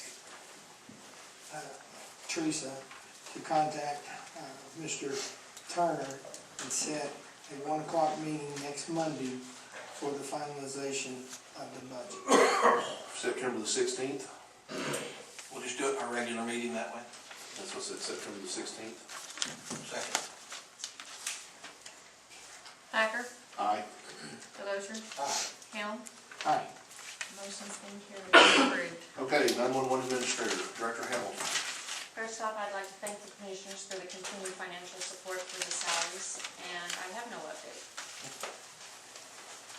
Assessor's Office, Assessor Marsh. Thank you, gentlemen. Assessor's office is doing pretty good right now. I mean, you know, everything's going well. We're staying busy. We've got a busy time of year coming up. Visual inspection. One thing I did want to bring up is last month we held a tutorial on our website upstairs for a local Rogers County Realtors group, and it was kind of a guinea pig time. It's the first time we've done that, and Brett assisted me with that. And I'd like to let you all know that we plan on doing this for not only the community, but for the workers in this courthouse as well, so that we can better communicate everything that we have on our website to the public. So that's all I have at this time. Very good, thank you, sir. Building and Operations, Morning, Commissioners. Director Davis. We have our handicap parking open up front this morning, so I'd like to thank each of y'all for y'all's help and support and helping me to get that accomplished. And we're going to add some concrete bumpers to the front of it, but we have 3 handicap parking spots now at the north end of our parking lot and a delivery area set up at the south end. So I'd like to make that a note that those are handicaps, so if somebody parks there without a handicap sticker, violation. I believe that in the minutes it says they will be towed. I like it. At their expense. I like that. Without the placard on the mirror. Is that correct? Is that what we? We'll have to quit parking there then. Yep. Well, it's all painted. We finished up last night, Sunday evening. We got it all painted, and so we moved the cones out and have it ready to go this morning. So in the south end, we have it set up for delivery, so mail, anything like that could come in the south end. It's coming. Big question I'm hearing, Yes, when are we gonna close the parking lot? I Do you have, know? I have the answer to that too. I Oh, talked you to. were reading, weren't you? Sorry. No, I have my notes. You were right there. So next on my list here is parking lot closing. So I talked to David McAfee, who is with DT, and he said tonight they're going to have to shut that down. So this evening, I haven't talked to Larry yet with the Planning Commission, but they did ask if we could move those trucks to the corner, move them to another lot. But they're going to tear off the north end of that building starting tomorrow. So they're going to have to close the parking lot down for safety. So they may open it back up. They're going to tear the north end off, see how it goes, and kind of get a feel, and they can get the trash out, and they may allow us to have some of the parking lot back for a limited amount of time in there. But tonight, they will close it off after we leave. So that covers parking lot. So the north end of the building, the single level is what they're going to start working on taking out tomorrow. They're already demoing the inside of it. It's a pretty neat operation over there, and those guys seem very professional, very happy with the job they're doing. Also like to say a thank you to John and OSU and also our master gardeners who stepped in, and boy, the yard is really looking good now. So we got most of our trees planted. We're going to plant some flowers later this month that are a little better for cooler weather. So, but it's really dressing up. I'm really pleased with how the yard looks. So we got quite a few trees in, we got our shrubs in, and probably next year after it gets a little growth, it's going to be just in great shape. So thank you to the master gardeners and John. Appreciate it. OSU's help with that. That's it, man. Thank you. Do you have any questions? Hey, I do have another question. Yes, sir. When are they planning on starting down with the building? These are questions I'm getting every day. Well, you know, I talked to David this morning about that. He did not have an answer. He said they're going to tear off this north and want to see how that goes.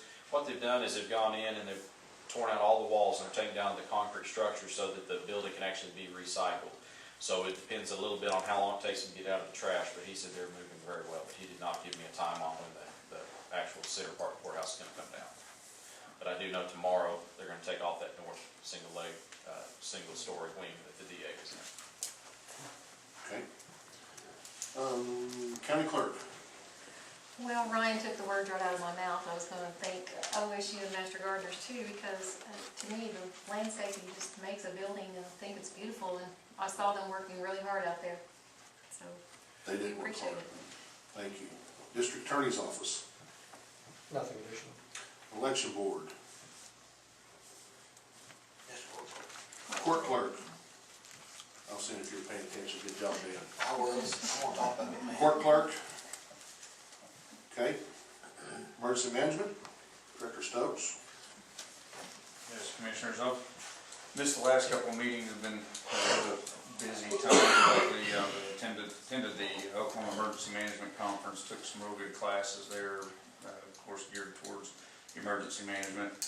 And I also attended the Oklahoma First Weather School for the OK First radars, the weather masonettes, and different radar systems that we use to, and then get access to that. And none of this stuff was at an expense to the county. It was all provided through the state. We do have safety training tomorrow here in the courthouse. It'll be fire extinguishers, and we're going to talk to Ryan. We're going to park the trailer. I don't know how big it's going to be, but it'll be out here in the south parking lot. And everybody, I highly encourage for all the department heads to make sure their employees get to this training every month, because we had a little decline last month in our members attending. Yes? Could you send out an email reminder, Scotty, for Yes, everyone? I Thank will. you. I will do. This month should go a little quicker in the courthouse. The fire extinguisher deal, they said it should only be about a 15-minute thing, and they'll be through. It's a pretty neat system to have an actual fire, and they use not a dry can extinguisher, so it won't get all over the cars and buildings and everything, but they have an extinguisher that mimics that. Fire drill the other day went real well. We learned a lot from it. We will improve from there, and myself included. Quarterly drills after that. We're gonna do a quarterly drill of that nature every quarter from here on out. Active shooter, bomb threat, tornado, and then we'll update those. And the fire drill, we'll update those each time we go through and make sure we perfect them after a while. We'll get them down to the fine art. But, we have LEPC meeting this Wednesday, and I've been working with Janet on obtaining use of the current tower on top of the jail for the EOC, and we're making some headway on saving the county some money. It was the general price I was hearing was about $30,000 to put a new tower up for the EOC, and Janet was kind enough to come forth with that tower over there, and I think we can utilize it. And David Hill, he was here a while ago, but he's worked real hard with us, helping us to obtain access and the information he knows about the jails. Anyway, that's it. All I have. Questions for Director Stokes? Thanks, sir. Hey, you did say a quarterly fire drill, is that correct? Quarterly drill. You'll have a quarterly. Yeah, drill. It'll be the active shooter, tornado, something along those lines. Very good, thank you. Human Resources. Director Bentley, nothing? Information Technology? I feel as my immediate supervisors, I should let you know what's going on. Myself in the assessor's office last week, you may know our mapper is going to be leaving us at the end of this month, and Scott and me took a few interviews last week, and after much discussion, we decided not to hire a new mapper, and we're going to try to save the county some money and split those responsibilities among myself, Scott, and another employee in the assessor's office, so it'll be interesting to see how that goes. Good job, Brett. Question, Mr. Helm? Brett, in our meeting last week, you talked about phones. Okay, did we move that along any? Is it still stagnant? Phones for whom? Election board? What I brought up with Ms. Dermody is, like I've said repeatedly, the business model nowadays is to make the money on the back end on support contracts. And that's one thing that we haven't received from her vendor, I believe it's ShoreTel. I was just asking for her to get us those numbers so we could have a more definite, apples to apples instead of apples to oranges. I still feel Cisco's gonna be your best bet. Cisco is #1 in the industry. We're gonna be eliminating a phone bill. We're gonna be eliminating an internet bill. We'll be eliminating an extra support contract. Right now, we have one support contract, one phone bill, one internet bill, all tied together. This is something that the 911 is gonna be taking advantage of with no extra cost to them. The sheriff's office and the administrative part, they're taking advantage of it, as well as the election board, Cisco, same thing. Eliminate a phone bill, eliminate an internet bill, eliminate a support contract. Since we have the budget, somewhere in our budget, that was I have not heard from them. okay, so Teresa, that would be another area.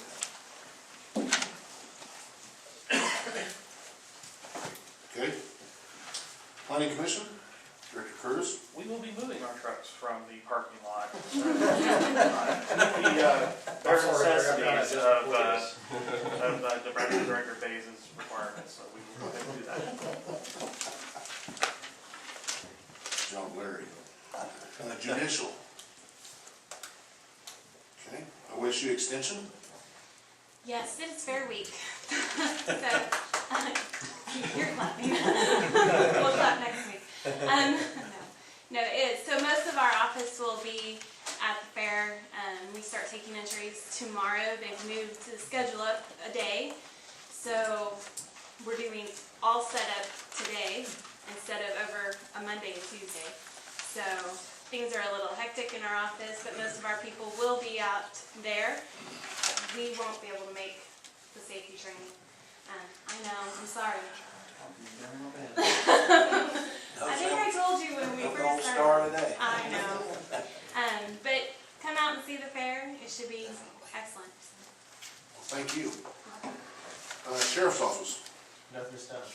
John, I do have something on the Sheriff's Office. John, on your cars that are over in the extra parking, are those movable? We moved everything that we could. Okay, I was gonna offer my site, Okay. my new warehouse site up there, if you wanna bring them up and leave them there. I appreciate that. All right. One more thing on that. They did get the cars moved, looks great, but I was over there this morning unloading some stuff, and we have a mess over there with the park. Not because they're doing anything to do with that, but just the way the parking lot's striped. It is very confusing. People were boxed in this morning, so maybe something we need to look at. Okay. I think it's because of striping, or lack of. Striping, huh? Well, Okay. marking, proper location marking. Treasurer's Office. Okay, thank you. Item 21, we have nothing. Item 22, public comments and responses from board members. Ms. Wilkin. Okay, I have a number of questions. First of all, and please forgive me if I duplicate something you already talked about. I realize I stepped out of the meeting for a couple minutes. On the key cards, I wanted to know if any people that are not employed by the county have access to the building right now. Yeah, I'll answer that because you're doing that. Yeah, the state employees that work in the building, OHP, and I believe that is it. So no attorneys have key cards or keys? No. Okay, and what about the vendors, the contract employees? Well, the state auditor, I mean, they have key access cards, but Okay, and then as far as OHP, if I understand correctly, you guys just voted not to give Claremore PD access. Why does OHP have access? I don't grant that access. But can I just explain how key cards work? Yes, so please. it's much more clear. With key access cards, I actually hold the actual cards themselves. What I do is when a new employee comes on board, each office has its restriction rates. So the sheriff's office have different access points than say the assessor's office would. So when a new employee comes in, they get set their restriction points and they receive a card.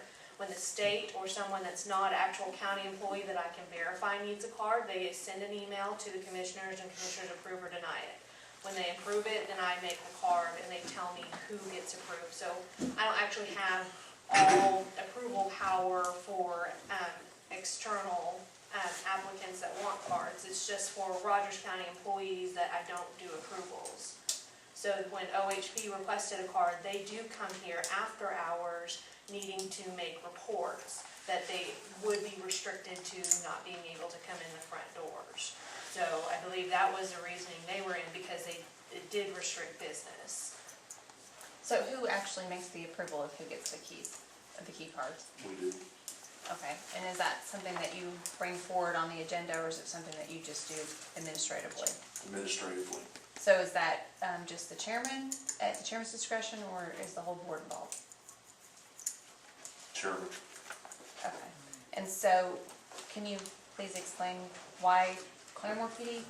I mean, I'm just trying to clarify why they wouldn't need access if OHP would need access. They have a police department right down the road where they make their reports. They don't need, they don't need to be in here. No one needs to be in here, after hours, except, if they're having meetings, if they're having, things that go on after hours.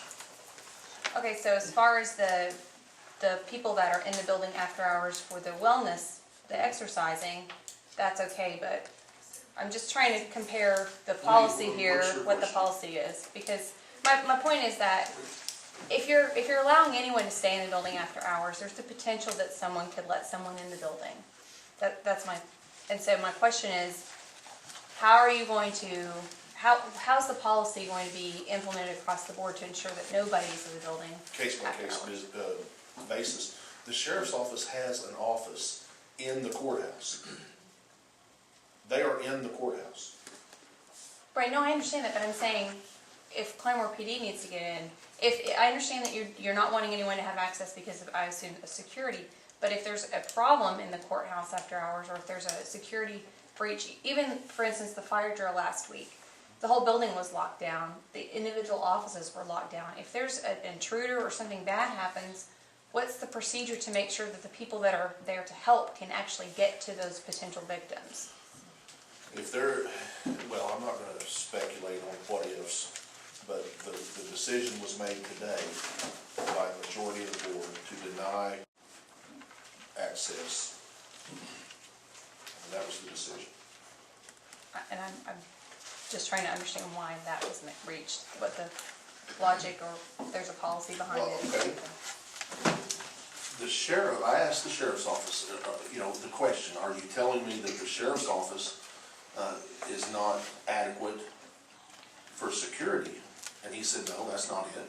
Okay, the sheriff is the law enforcement for the entire county. I would ask the same question, does the sheriff's office have access to every police department in Rogers County if no one's there? Do they have a key to every? I don't see the logic in it. Okay. I mean, and maybe it's just a difference of opinion from the undersheriff. Personally, I don't see the logic in having keys out there everywhere. And Commissioner Helm, do you mind explaining why you voted to deny that? I think the chairman's been fine. Okay. All right, on to some other questions. On the EOC completion, does anyone have any idea of the approximate cost of that project? Kim, you got the number on that? If I state a number, it'll be incorrect. It was a little over 100,000. May have been 120, 130, but I wouldn't want that quoted in the paper. We can get you the exact number. I didn't come prepared with that. Okay, no problem. I'll follow up with you about that later.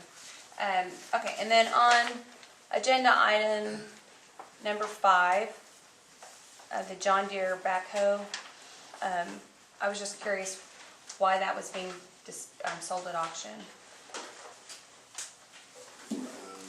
It is out of warranty. It has weakened the cylinders. Hopefully we won't tell all the buyers that. I mean, we have to disclose it works right. Okay, and then on item 6, the asphalt zipper machine and tandem axle trailer. What about? I was curious why that is being sold at auction. It's a 4-foot cylinder. We have an 8-foot cylinder. We use the 4-foot for several years now. It's an opportunity to enhance our sellability for it since we have an 8-footer. So this is the littler machine that you have that I mean, I've been out at your barn, I've seen both of the machines, so this is the smaller of the two units that you put on the back of like a truck or something? The little 4-footer is used on a backhoe or a small loader. The 8-foot one that'll do 8 feet will get us a mile done in one day, where a 4-footer would get us a quarter of a mile done. So it helps us do the roads. Okay, so I just wanna make sure I'm very clear, this is not the one that you guys just bought last fall? That's an 8-footer. Okay. And, let's see, on the Arceta, how much did you approve the contract for? I think it was just an agreement at this point, that if within this fiscal year, if we expend money, and you can have a copy of it, of course, but this is just an agreement that we can extend money. Okay, so you haven't decided on that then, at this point?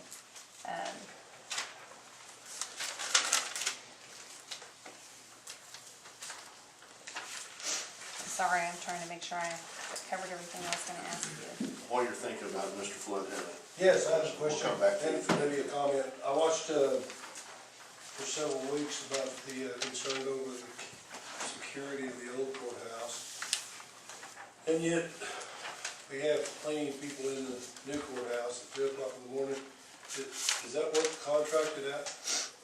Is that my understanding? You would have to talk to the judge that let them in, or one of their people. It was not a county. It was At 2 up on o'clock in the morning, I thought it was said that they were cleaning people in the building at 2 o'clock in the morning. That's right. So how did they get access? Someone on the 3rd or 4th floor gave them their card, and they came at whenever they wanted. So do we know who that someone was? Or can we anticipate? You'd have to ask one of those state agencies that occupy the county courthouse. Okay. That's what Commissioner Helm was asking. Should we look if they forward to investigated that too, if it wasn't. Should we look forward to an investigation into seeing who was there? I mean, Sheriff's office could investigate them, I guess, if they deem it necessary. I'm thinking, if somebody's in the building at 2 o'clock, I want to know who's in the building. If it's workers that have been contracted out by somebody, I'd like to know who let them in. I mean, if you have people coming into this courthouse and you don't know who they are, I would say that there's been a breach in security. What's your thoughts on that? I would agree with that. All right, thank you. Okay. Okay. I remember what I was gonna ask. Okay, if the sheriff's office is in charge of security under the statutes, that's their responsibility. But the commissioners are controlling access to the building. If something happens, who's going to be responsible for a security issue? Who is always responsible when it comes to county government? I'm asking you the question. Commissioners. Okay, and so Always. in this instance, with someone being in the building at 2 a.m., I know when you guys talked about moving over here and issuing the key cards, you said that if someone gave their card to someone else, that they would lose their privilege, their card would be taken away. And I don't know if that was ever put in the policy, but is that something that you're considering as far as this instance is concerned? That's a good point. You need to find out what judge or judge's employee did that and mark them off the list. Amen. That's a good point. Amen. I'm just asking. I mean, see, here, we get into this all the time with, people want the commissioners to do their jobs, but then when we do it, some people don't like it. So, y'all have to decide whether you want us to do our jobs properly, or do you want us to make exceptions for judges or others? Find out who that was. I'm interested in that. That's a good point. Of course, we did tell them don't do that anymore, and we haven't had that problem since. But that was a policy. Good point. Any other questions, comments? Ms. Jackson, I'll get to you, ma'am. I'm sorry, I saw her first. I just had a question about when are the front doors locked?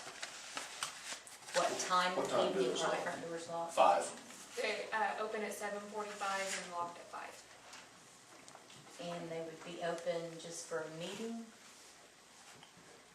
I just wondered, because we had left late the other night from work and the front doors were still open, and I just wondered why, and I'm supposing it was a meeting.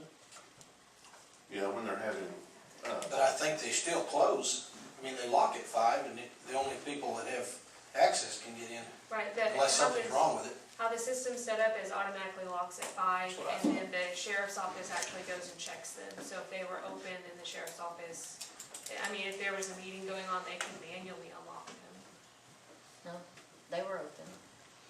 yeah. It was about And, 7. you know, and honestly, they're still working some bugs out of different systems. I mean, the air conditioners, plumbing, and that could be one as well. I mean, My that could be concern part of was, the issue. I'm here alone, working. What day was I, it? I don't know, I could The ask sheriff's- Kelly, we were both here, Kelly The and sheriff's I. office was having a late meeting on a Wednesday, and it might have been that day. I just wanted to know for my own satisfaction if those doors were locked on a regular basis, so that I would know that someone that did come in would have a key access, not just off the street. Because we do work in the evening sometimes, and If they have a scheduled meeting, they can manually and there was unlock those nothing doors. on the doors for that evening. No, if they won't put something It's on not the an doors, agenda, it's not an there's agenda. not agendas posted for them. So that means public can walk in. It was the sheriff's department meeting, yes. They had scheduled the meeting for the meeting room. I just have a little bit of a problem with that because I don't know when that is. And I don't know when I'm secure and not secure in the evening, and I would kind of like to know. Well, you'll either have to leave at 5 o'clock, or you will have to lock your doors They are to locked. the office. But I mean, if someone's having a meeting here, then the doors will be open. I mean, that's just, Just keep yours locked. Mhm. That helps It's- a bunch. Yeah, they are, they're locked. ma'am, you had a, Thank you. I'll get to you next, Scott. Nothing to do with Keep First. Down here on this, approve the 8-year Oh, CIRB. ma'am, I'm sorry to interrupt you. Would you give your name for Sure. this? My name is Sharon Forrest. Sharon, Forrest, Forrest. thank you. Thank you, ma'am. Well, this 8-year CIRB project plan, is this an actual like plan of attack for our county roads? Yes. And Yes. is that published somewhere where we can see Bridges. it? Oh, That's, absolutely. that 8-year plan is for bridges. Yeah. Oh, Mainly. okay. Now, there are a few roads Yeah. on there, but mostly it's for bridges. And is this on the commissioner's website where we could kind of I keep don't- up? Well, with there's a link on the commissioner's website to CED1, Circuit Engineering District 1, and you can click on that link and go to, and see that plan. it? Okay. But if you have any issues with any bridges, you need to get hold of the commissioner in that No, it's district. just kind of, there's a progression, you Sure. know, living Well, out it does show what in we do. rural like a lot of us do. If we know that, oops, this is coming up this year sometime, but this bridge has been taking out a while, it's good to know that we need to find an alternate route as soon as possible, but I appreciate it, thank you very much. And then you could also use the alert system. You know, we put those out there when we're gonna have a road closed. I mean, if we know it's gonna be closed, then we typically put up signs stating this road's going to be closed on a certain date. So I mean, we try to get the word out there, but thank you. Scott, you were next. Yeah, just one thing on the key cards, I don't mean to take up more time on that issue, but one policy we have in the assessor's office, and I think communication is key with a lot of this stuff, like where we have these problems come in, is that no employee of mine is allowed to come in here after hours unless either I or the first deputy has been contacted to know that they're approaching, that they're coming into the building. Even if it's just to get their cell phone, they either call or they text me to say, hey, I need to run by the office and pick up my cell phone. And I think that's something that maybe each officer and department needs to maybe discuss with their people and come up with a policy. Because just like I told them in one of our meetings that, hey, if you show up here and you use your card and I don't know anything about it, then, that looks like you're doing something, you could be perceived as doing something that you don't need to be doing. So I think each officer needs to know that when people are coming in and out of the building, and that would kind of help out with some communication problems there. Okay, thank you. I know you probably said this and I missed it. What office were they in at 2 in the morning that they were cleaning? one of the third or fourth floors, it's been a while. Does anyone know? Does the sheriff- Just one of the, Does the sheriff know? does the sheriff know? He's still here? He's not here. Okay. And He then, might know. I'll follow up with him. I have a question I forgot to ask about the invoice for Johanning and Byron PC. Yes, What is that invoice for? Is that for the election or is that for something else? for the election. I noticed it's less than the original estimate, so obviously you guys saved some money, so I was curious how that went. I mean, because I think the original estimate was for 36,000 and this is for 25, so that's significant savings. Just curious Yes. if they made, They did, it's how, I mean, that's they great. estimated it and then it came in less. Okay. Yes, ma'am. Linda Daddy, I just wanted to know, I know when you all initially talked about this key system, it's all monitored, and every person has a number on their key, so it can be tracked. If there is a tracking system, if you knew the date of that situation, it'd be easy to figure out whose key. Right, that's what she's gonna look into. Okay. And another thing, when I asked her to, turn that key card off, she can do that from the computer, and the next time they come in, they're gonna find that they're locked out. Okay. I'm not even gonna tell them, Okay, so they shouldn't have loaned it out. who's in charge of the tracking system or whatever, you know what I mean? Who has access to the tracking system? So it's gotta be tracked somehow. The HR. Sheriff's office. Yeah, the sheriff's The office. courthouse, sheriff's employees actually monitor the videos the inside. tracking, okay. They monitor the They cameras. Okay, Mr. Stokes? Yes, as far as the key card system goes and emergency services gaining access, that's why we put the Knox box system in. But right now, in their favor is that the only people that have access to the Knox box system is the fire department, as far as I understand. And those card keys that are in those Knox boxes will let them into any place. So I mean, right now, there's a representative from Paramount Police, but for now, until a better system is come up with, you guys, just let you guys know they can call the fire department down here, they can get those keys out of those Knox boxes, because they have access to those. There better be a fire. Mr. Stokes. Okay. There better be a fire, is all I tell you. Okay, any other questions, comments? Mr. Farley? I was wondering why the change in the location of your legal counsel? I guess he just sat down there today to see what it looked like from up here. Might ask Does it him. look better from here? I'm sorry, would you ask your question again? I was just wondering why you changed locations, or if it looks better from down here than it does up there. Do you subscribe to a belief that I can't sit anyplace I wish? I subscribe to a belief that you've often told us where we can sit and often told us where we could go. Sir, stand up, fire away, tell me when and where. If you accuse me of something, stand up and fire away, when and where, sir. I doubt that you ever remember when it was. So you're telling me that you're not willing to stand up and back up your accusation? Okay. That's not on the agenda. I don't know why. He moved. Okay, any other questions? It does look better from down here.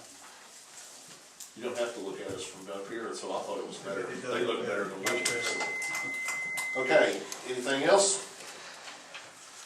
That's it. All right, item number 23, payment of purchase orders from all departments. Yes, ma'am. Hey, stay classy, I saw that picture, brother. Mr. Nelson, this is the cover sheet off of, minutes. I had it laid up here and I didn't. Yeah, that's great. Oh, yeah. Oh, my bad. I was thinking, I'm, same as. Oh, really?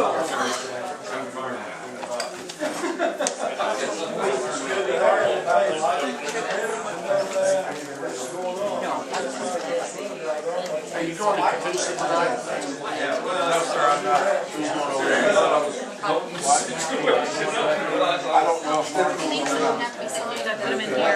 I'm sorry, I haven't seen I didn't know about that.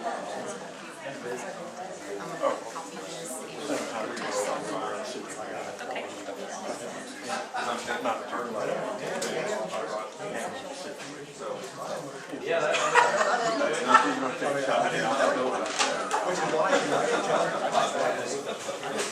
I was corrected from several different angles.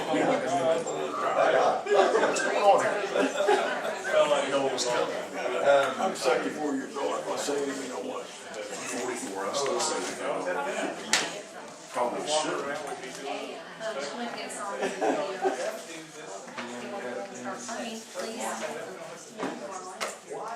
Do you have anything you need me to take back to the barn? Anything you need to go back to the barn? All right, sold me right there. The bids? I'll look at it. Now, you might, I'll tell you what, you might have them make copies and take them today. No, we can start later. I told Nelson, I just looked down there. Go ahead and have it. I think we just. Okay. Kurt, do you need anything else, sir? No, I'm good. Yeah. Hi. I wanted to see if I can get a copy of that from you guys. You don't have to talk to the county clerk, she's the regular One of keeper those of the things, the entire invoice, county. you just went to get a copy. Okay, excellent, yeah, I know, the invoice and You want a copy of it? the invoice on the, Myron and yes, Danny? yes, that's the one, yes. And then the pieces of equipment that are being James told me she came in over a sold weekend. at auction. At least in ours. You do know, as much as it is, the cost of ownership. Oh, I understand, I just wanted to know which machine it was. My main question was gonna be, is the machine that's already 10 months old? If that was, yeah, I mean, I didn't really have any more questions about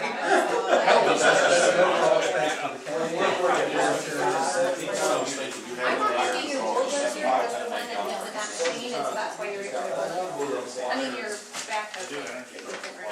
I thought it was the same one.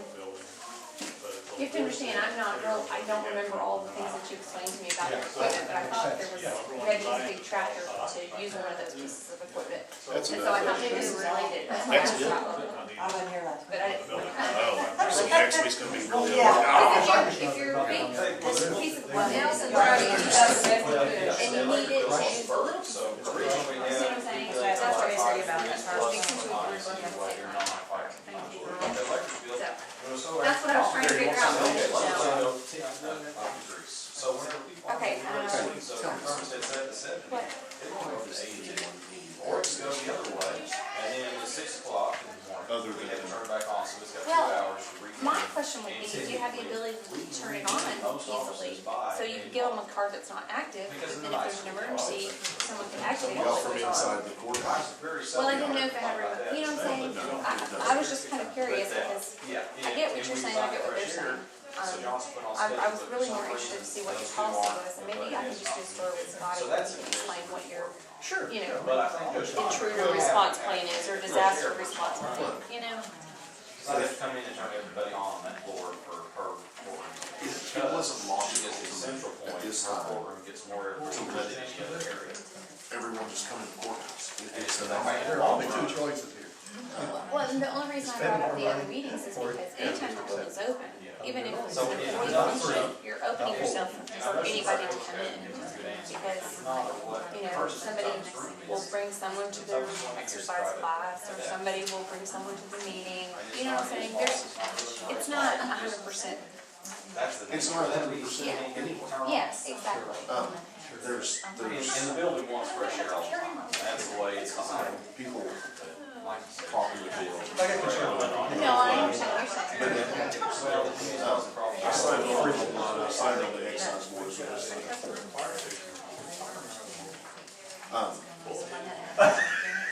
I just don't understand the logic, especially in the environment that we're in. They can't turn it down.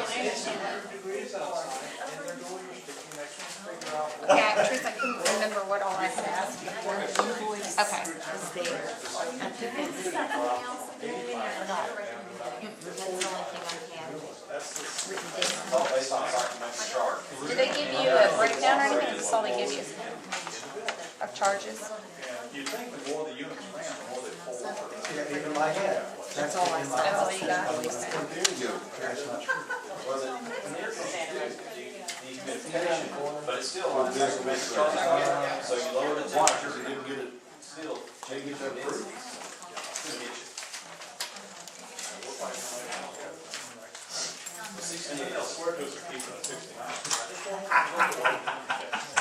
Oh, I was curious as to, why didn't you ask him why he voted no, rather than why we voted yes? well, I figured you voted no because you didn't agree I with think I it. made it clear why I voted. Yeah. Why? No, you didn't. Oh, now you're gonna start slapping me, see? Now the meeting's over, you're gonna slap me around a little bit. It's on. Whiner. so hers is the only place it goes. I'm You hear me whining about it? No. No, that's what you read there today. You were on the phone going, I'm also good at Do you guys have any idea when you're gonna have your special meeting on the budget? Are you just really? no, did you hear what he said? Oh, that's right, it's gonna Probably be next Monday. next Monday, okay. And I thought we would do a special, I mean, it did make more sense to get that in. What's your deadline? Is it October 1st?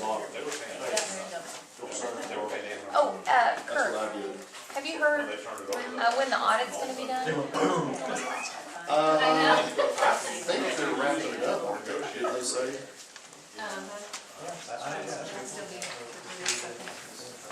They want, It'll still be 2 or 3 I'll tell you when it'll wrap up. It'll wrap up when they're out of money.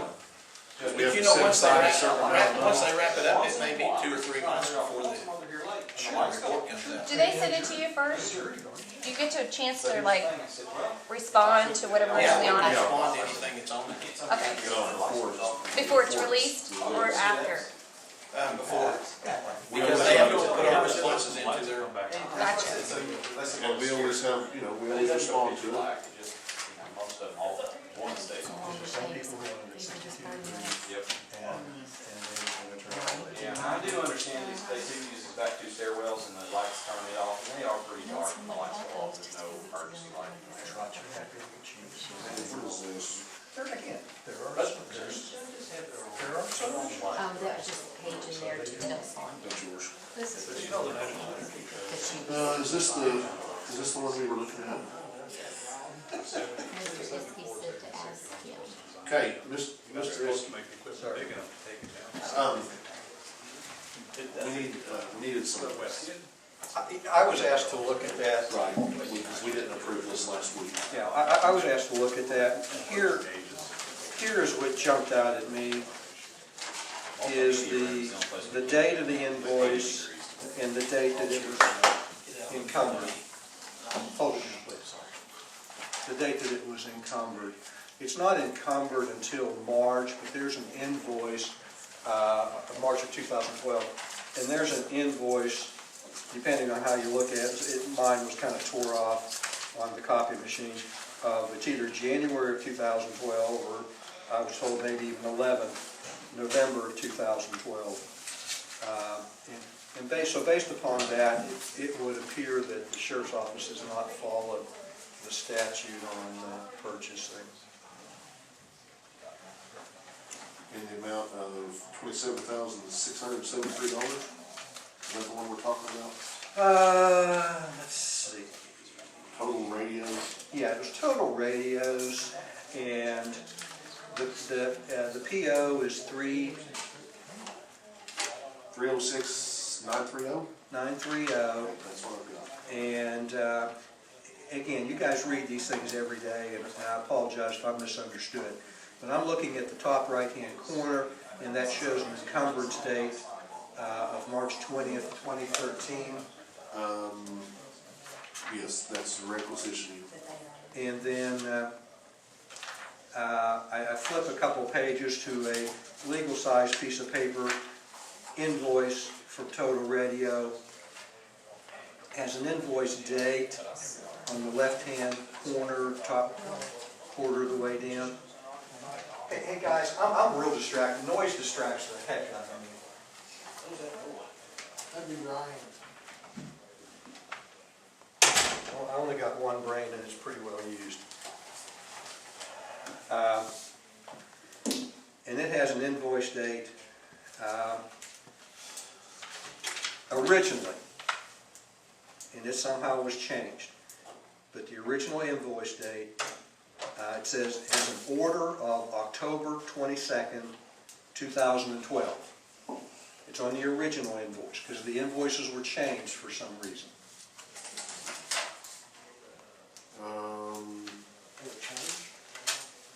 Yeah, I've got two. Here's You the- have two copies. Here's the original. Teresa, can I get a copy of all this? Okay, thank you.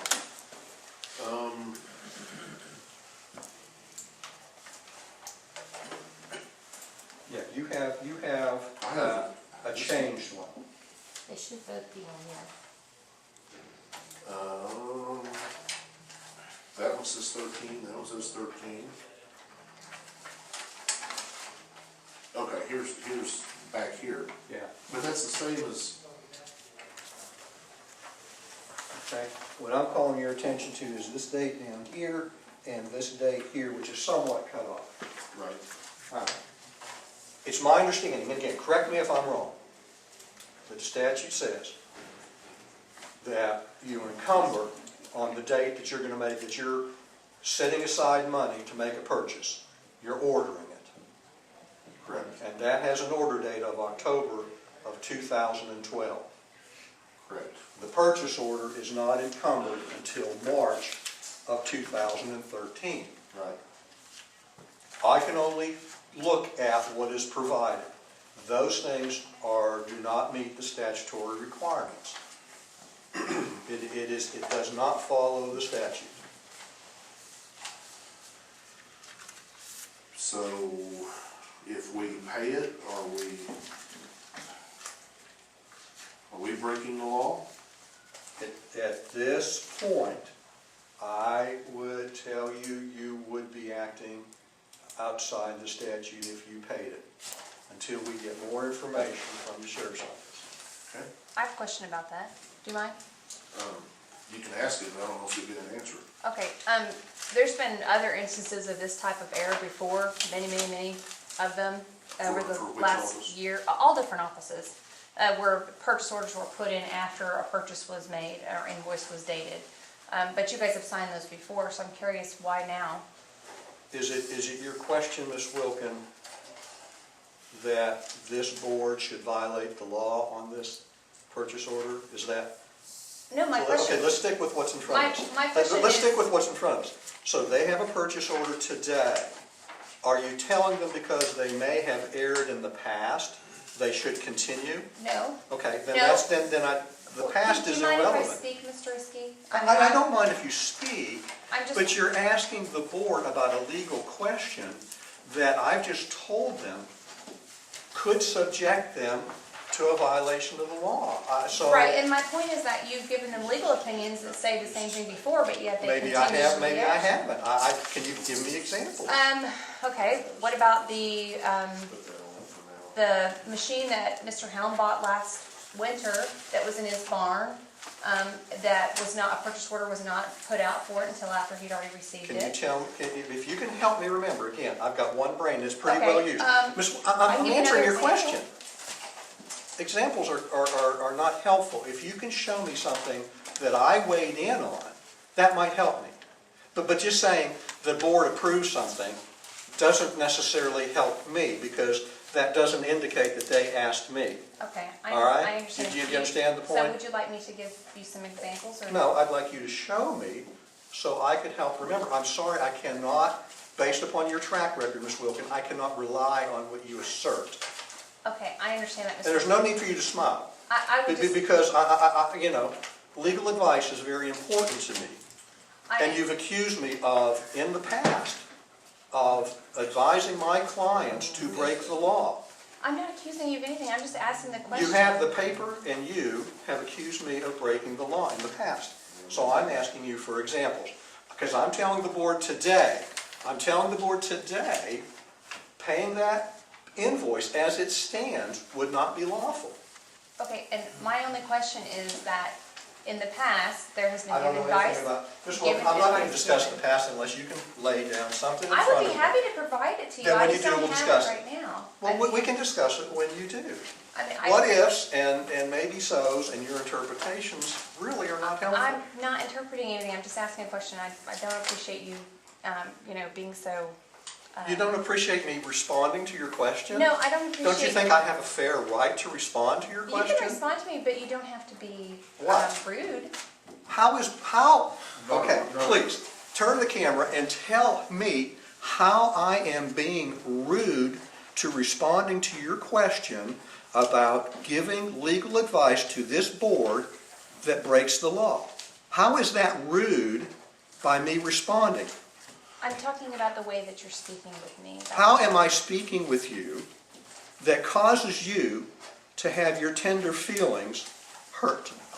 My feelings are not hurt. I'm just Okay, asking you to then be if your feelings professional. aren't hurt, I don't, tell me what is unprofessional. Let's define things. Personal attacks, those are unprofessional. Or do you deny then that Declare More Progress, for which you work, has accused me of breaking the law? Do you deny that? I am not going to. Do you deny that? I'm not going to respond to that Well, question. That's ridiculous. then your assertion that I am doing something personal to you is solely baseless then. You can't support your position. Okay. Thank you. Again, my question Do is. you guys need anything else from me on this particular purchase order? Other than we vote to deny it? Yes. Okay. I mean, Until and unless the sheriff comes to tell you why they didn't follow the procedure. well, he did put a, somewhat of a Sticky note? sticky note, yeah. No, it just says, it says, had talked to company in October 2012, Jerry took care of this, I did not receive all items until now, I discussed this with Teresa in the county clerk's office, Pam Room. Well, what does that tell us? I mean, that doesn't tell us anything. And it really isn't on Pam's back. No, I understand. To do that. I understand, but that's the Yeah. explanation is. Yeah. And there may be I more talked to information. Teresa. And I didn't Yeah. remember talking to her about it. It didn't say And there anything. may be, Commissioner, there may be more information that makes perfect sense out of this. Right. But based upon what you've given, What I it see just is that isn't they didn't enough. receive the items, it says. However, that doesn't change the fact that they should have encumbered It should have encumbered it, and on the day. and again, I think the law says that you have to show, your requisition officer has to be able to provide some document Right. of showing what was received. So they should have that document as well. I'm coming favorite before I start roads, I'm just saying. Commissioner Thacker, I'm sorry to bother you, but Yes, ma'am. I never got my question answered. Do you guys know? I mean, I'm just trying to find out what the procedure is, because I know in the past the same type of thing has come up. So can you just explain the procedure to me, so that I have an understanding? The procedure is you encumber the money before you order or buy or purchase anything. Okay, and then when that doesn't happen, But see, this one also is completely in a different fiscal year on top of the other part of it. So that might have something to do with this. As it stands right now, based upon that. And here's the thing, you know, I need that, oh, never mind, I've got the number right there. Yeah, no, I've got a copy, So that changes it as well, being in a completely different fiscal year. okay, so in the past, when you guys have been advised to go ahead and sign ones that have errors, and I mean, this is not, it's not like this doesn't happen. Every group that has, every government agency deals with this type of issue. Sometimes people order things before they're supposed to, before they get their paperwork. Sometimes. I mean, that's not, I've seen it, schools do it, city, yeah, everybody does it. It's not, Sometimes they strike roads without a bid too. I know, and but- Encumber the money, and there's a big story and investigations. well, and I understand that. So at this point, I mean, I'd have to agree with Mr. Iskey on this one, because it is, not only is it an error, it's in a completely different fiscal year. And that the DA's office has to sign off and say, yeah, it's legal to pay this. Right, but my question is that, and this is what I can't get an answer to, last year, there was a few different examples, and granted, they weren't they didn't cross fiscal years, but for instance, the Donaldson PO for almost $1 million that wasn't put on until after the work was done. The road striping. No, we have There's a 3 or letter. 4 different types of things that have happened in this exact same thing, and then yet the board paid it, and so No, that's it's my not the same question. thing. It's not, it's I mean, not. except for crossing fiscal years. That's one. Yeah. And this $1 million deal that you were talking about, we signed off on that to pay once I received a letter from Donaldson saying that work was, performed when I said it was performed. But the PO was still not put on until after the fact. That was an error. Right, but He this should is have an error PO'd- He too. should have PO'd it sooner. But then it's a bid item as well. That changes some things. Of course, I assume this total radio business was a bid. No, they're not exactly the same. Each case has individual,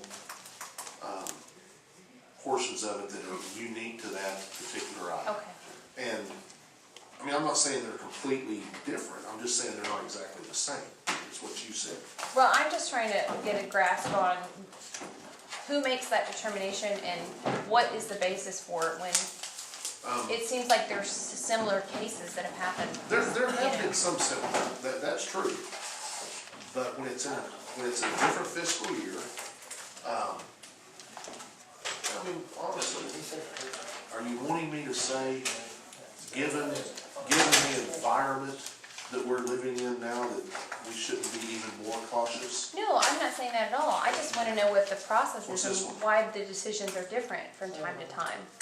And, you know, what the procedure is.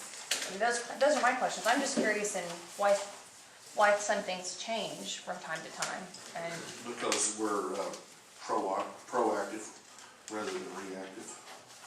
now, And what sometimes we happens? just have to react. What happens from this point, if this isn't paid, then who has to come up with the $27,000, or is the equipment returned, or what happens then? I'd say, that, well, I don't know, we'll have to cross that bridge when we come to it, I don't know, we've never.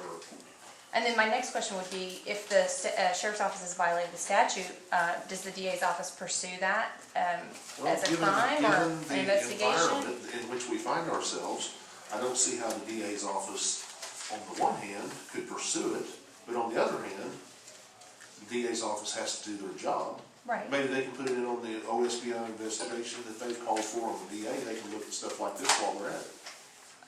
I don't know, I'm just asking. I do believe Because that's. I know that I've read legal opinions from Mr. Iskey before where he says that so-and-so broke the law, the statute was violated, but yet nothing was done. There was no investigation, there was no action, and those POs were paid. So I'm kind of curious why this is different than that instance, and I he didn't don't answer know. my question. Yeah, I couldn't answer that question, but I Um, have to say that, Maybe you can cast some light on this for me. I'm trying to figure out this situation with the radios. Why was the purchase order not made prior to the purchase? Because that's what they're saying, that the purchase was made. here's a copy of it. They're saying that the purchase was actually made back in October, and the Well- invoice was October, and then the invoice was changed, but there wasn't a purchase order made until after the fact. March of 2013. And you weren't in here, but Mr. C was just saying that the sheriff's office violated the state statutes by this procedure, and, but I couldn't get an explanation. He's advised the board not to sign the purchase order, but I couldn't get an explanation why they've signed purchase orders before that had a similar problem. Right. I don't know. Because they're similar and not the same. And you don't have all the information right there. There are invoices. Yeah, he has multiple invoices that are, I guess the dates are Dates different. conflict. And I was told about this some Friday, and I'm still trying to figure out what to do. So I don't have a good answer to that yet. So hold that thought. And so what we were asking is for you to come up with the information on, you know, whatever we need to try to get these people paid. And that is what Iskey said. He said not to pay it today. With the information he had today. He With made the that very clear. information. I mean, that is different. Yes. So we were gonna have to contact you and ask for, you know, Where- explanations and. Where would I find the rest of this information? In the clerk's office. In fact, she went down, she had it here and. I asked for copies of everything Okay. so that I could write look at writing a story on this, but I need a little more information. Let me go see what I can find and I will get Is mine. that your, I mean, can you? I don't need it. Okay. Thank you. Here she comes. She might Now, have here it she is right here. Okay, so I have a copy of everything, and that includes all the invoices and any legal opinion or anything that's, Well, there's no legal opinion on it, but that's, he just said to ask him, so. okay. Can I get a Thank copy you. of that whenever you get a chance? Yeah, here, just take mine, you wanna go shoot a copy of it real quick? No problem. Thank you. I'll bring it right back. Okay. Oops, that'll save you some work. Yeah, I left the copier, I forget that it's color, and I left it in color, so it's the whole color thing. Why would I go up there? It's automatic. This goes. I'm not up for reelection next year. You This, it is a whole, this whole thing color. I usually just hit black on it if I can remember, so that, Why would I go up there and subject myself to? I didn't win salsa. You didn't? No, I'm still in one.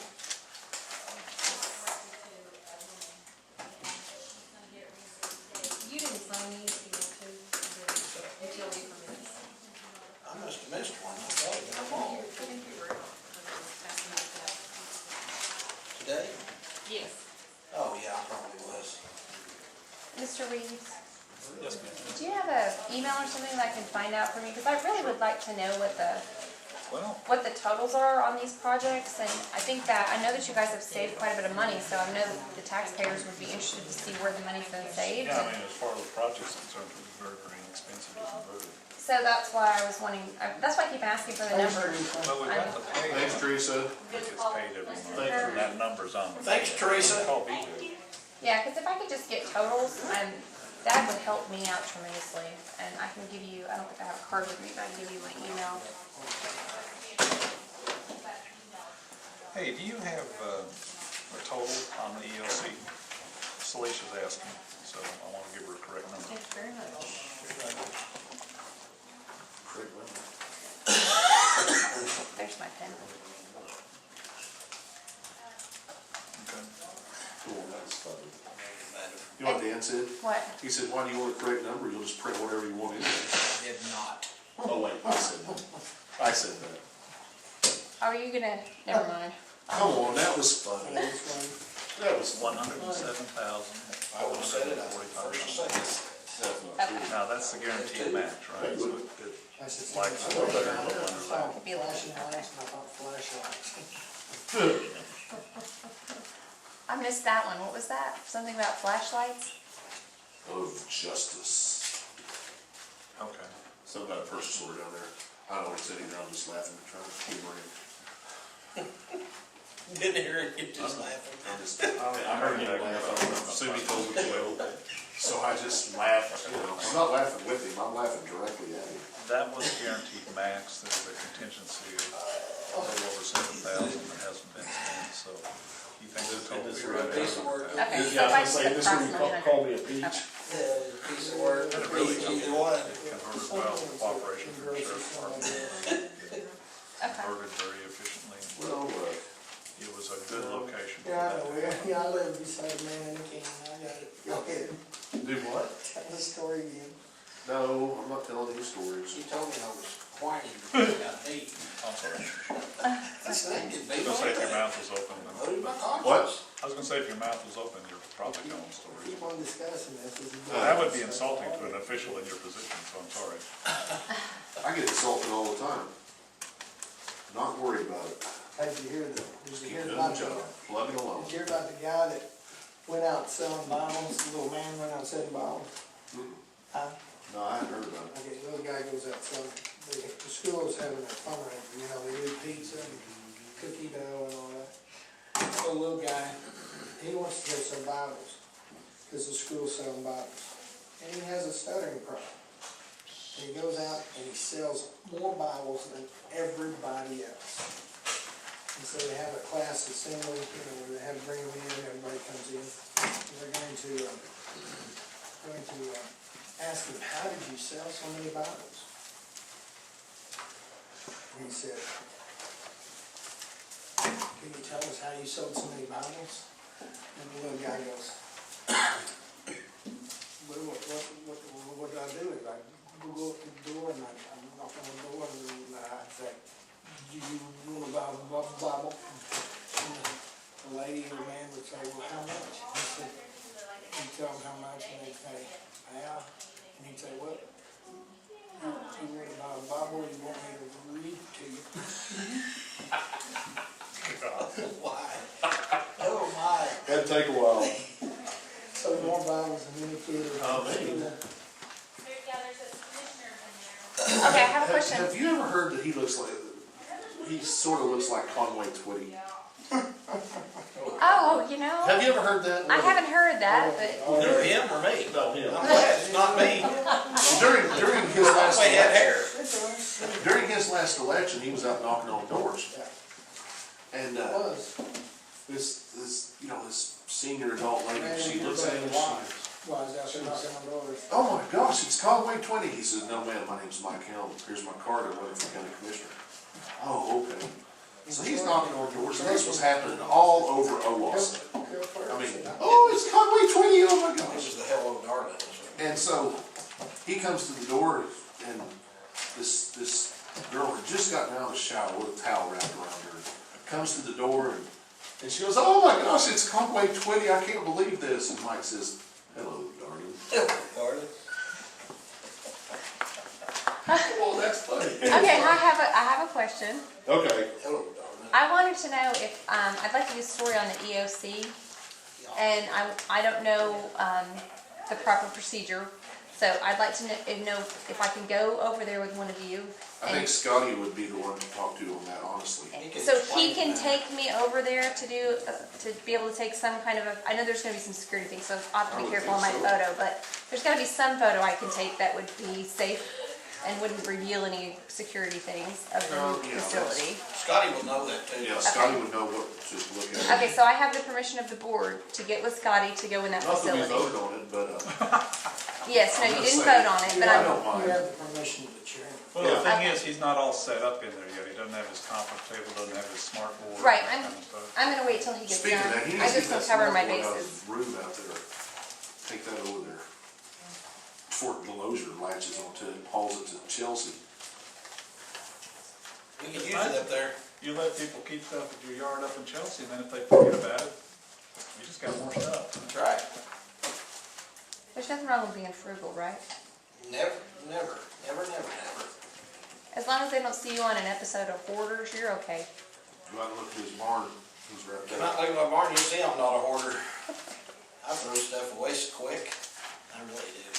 At home I do. Oh, at home, yeah.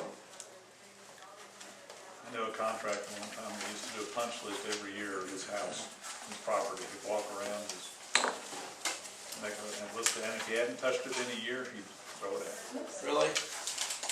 You know, Oh, I've got stuff I used to do stuff like that. There's a really cheap joke there, and I'm not gonna go into it. The what? There's a really cheap joke there, and I'm not gonna go No. into it.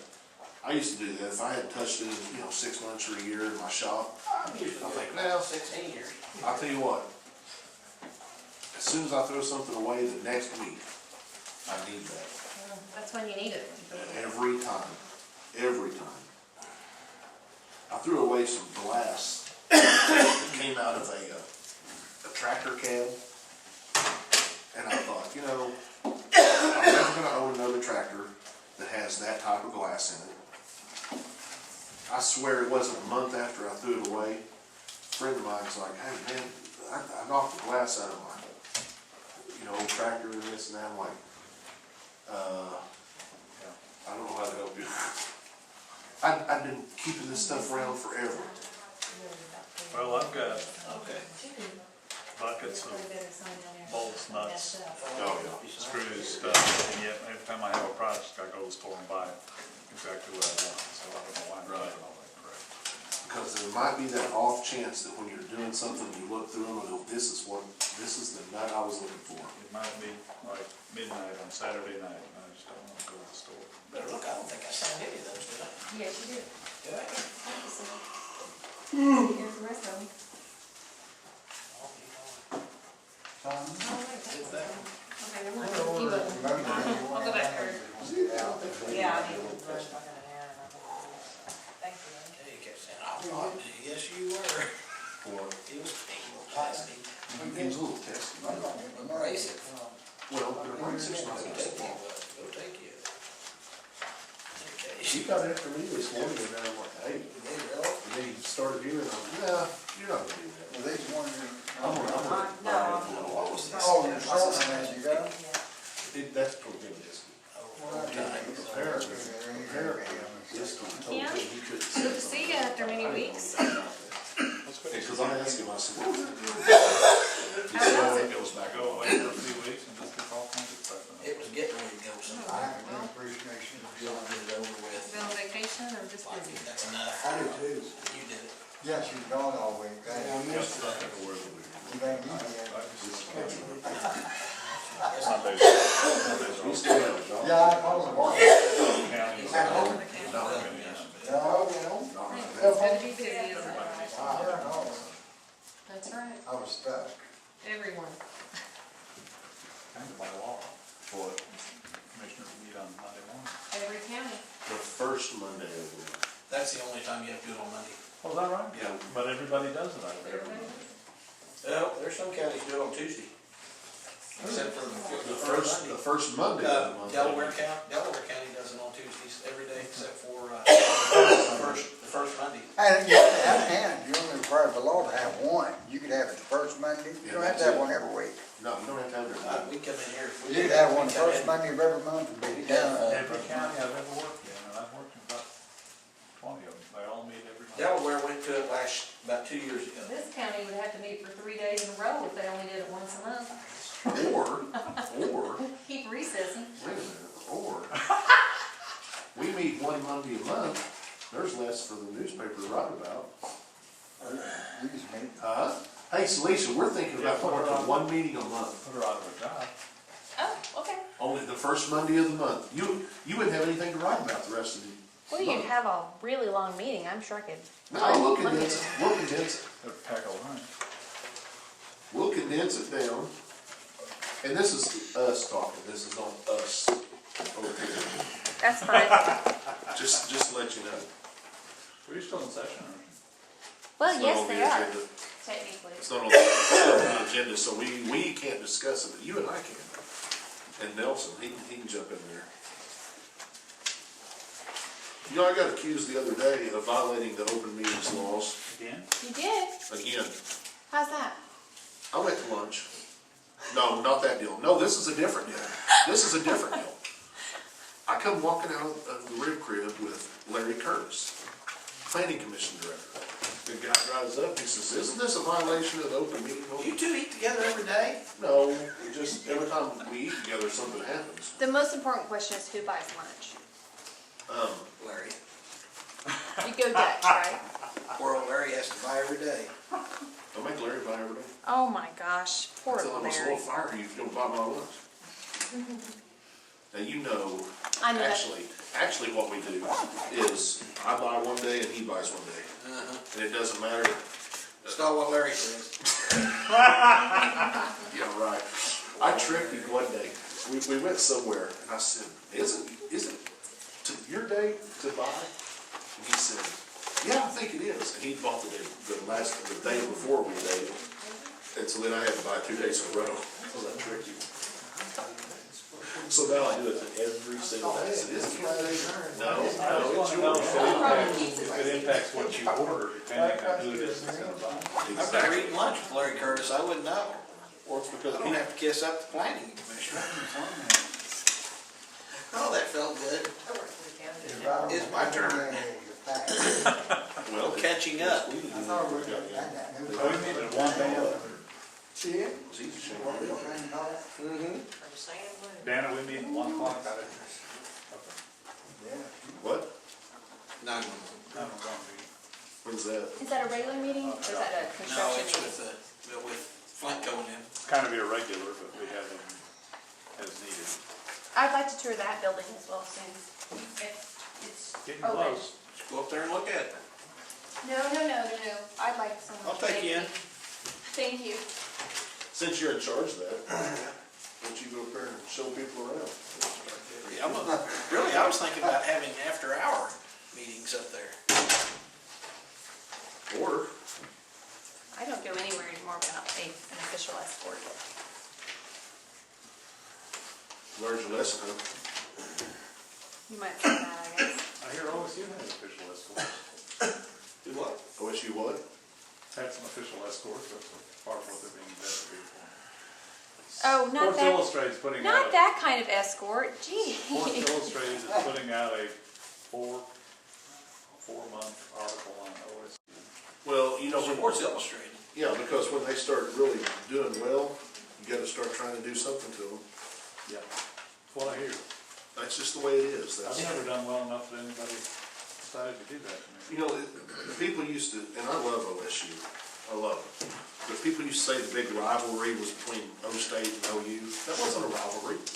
OSU hadn't beat Oklahoma since, I don't know, the Civil War. Yeah. So that's not a rivalry. But now it's becoming a rivalry because OSU and Mr. Mike Gundy and company coming home. Yeah. Yeah, coming home. Yeah, you're rated, OSU's rated higher than You OU. see him play winging on Saturday? You know, they're only Did a. you see OU playing, did you see Football OU years. playing West Virginia? You know, Yeah. they have 3 years. Team that has stung a lot of number one teams and run them out. It was so high. Yeah, you know. No, actually, I didn't see it. I was at the Bluegrass I was Chili. listening to it on the radio, but it was I was actually, I entered my salsa. And how about those Dallas Cowboys last night? I don't know, I don't watch it. I don't watch. Did they get beat or did they win? No, we won. They won. They won. We did. Hey, you playing left tackle? No, I'm playing end guard and tackle. Into the bench? Sit on the end of the bench, guard the water, tackling by the supposed to do it. Yeah. I couldn't go one play now, I'm too old. Who doesn't know will play this weekend? Been filming my. Well, I moved it because you were Really? standing in front of it. You don't know? Was it this weekend or last weekend? Oh, it was last weekend. They kind of slow. I think they played this Everybody's weekend. becoming a baby. The last game they played was Chelsea. Oh, really? I thought they played that Thursday night. There's a lot of people that don't get a chance Well, to.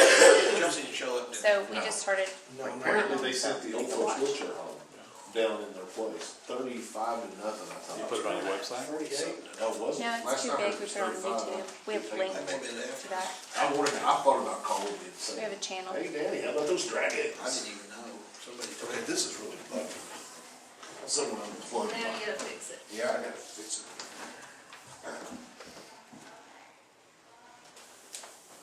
I wondered why. Don't you have people? Don't you have people to do that? I would've done that. No, I don't have people. There it is.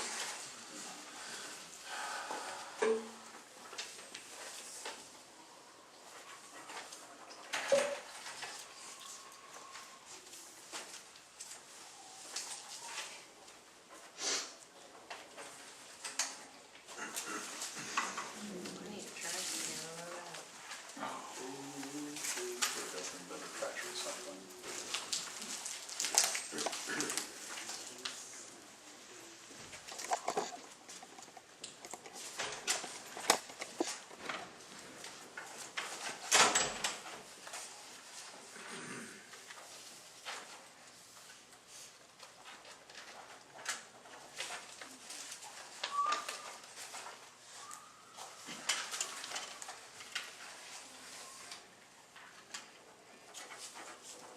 Misty morning, where's that at? It's down the road from Burgers Assembly to Misty Morning Place. Misty morning, place, yes. It's down, Okay. it's in Blackberry Right. Green. It wasn't 38, that was the score of Stillwell versus Burgers. I don't know what y'all. What was the score? 38 to nothing. Still won't be. Oh, gosh. Did they really? Oh, Sounds gosh. like it. Slapped. Those little Indian kids know how to run through the hills. Vertiger's Pretty got tough. beat. They're good. That Vertiger's got beat. Yeah. Stillwell's a tough little team. By who? Stillwell? Lost studs come out there. Okay, are we done? They're almost done. Okay. They're almost done. Have a motion to pay purchase orders from all departments with the exception of 306,930 for further review. Did you say that was a motion? Which one is that? This radio one. Yeah, you got another one. There was another one? Yeah. Oh, in this one. Also with the exception of 309483 from the health department for further review. So moved. Becker? Aye. Delozer? Aye. Ham? Aye. Motion's being carried and approved. Motion to adjourn. Second. Becker? Aye. Delozer? Aye. Ham? Aye. Motion to adjourn. Meeting adjourned 11:59 a.m. Have me one of those black light clips for all of my papers. This one? Yeah.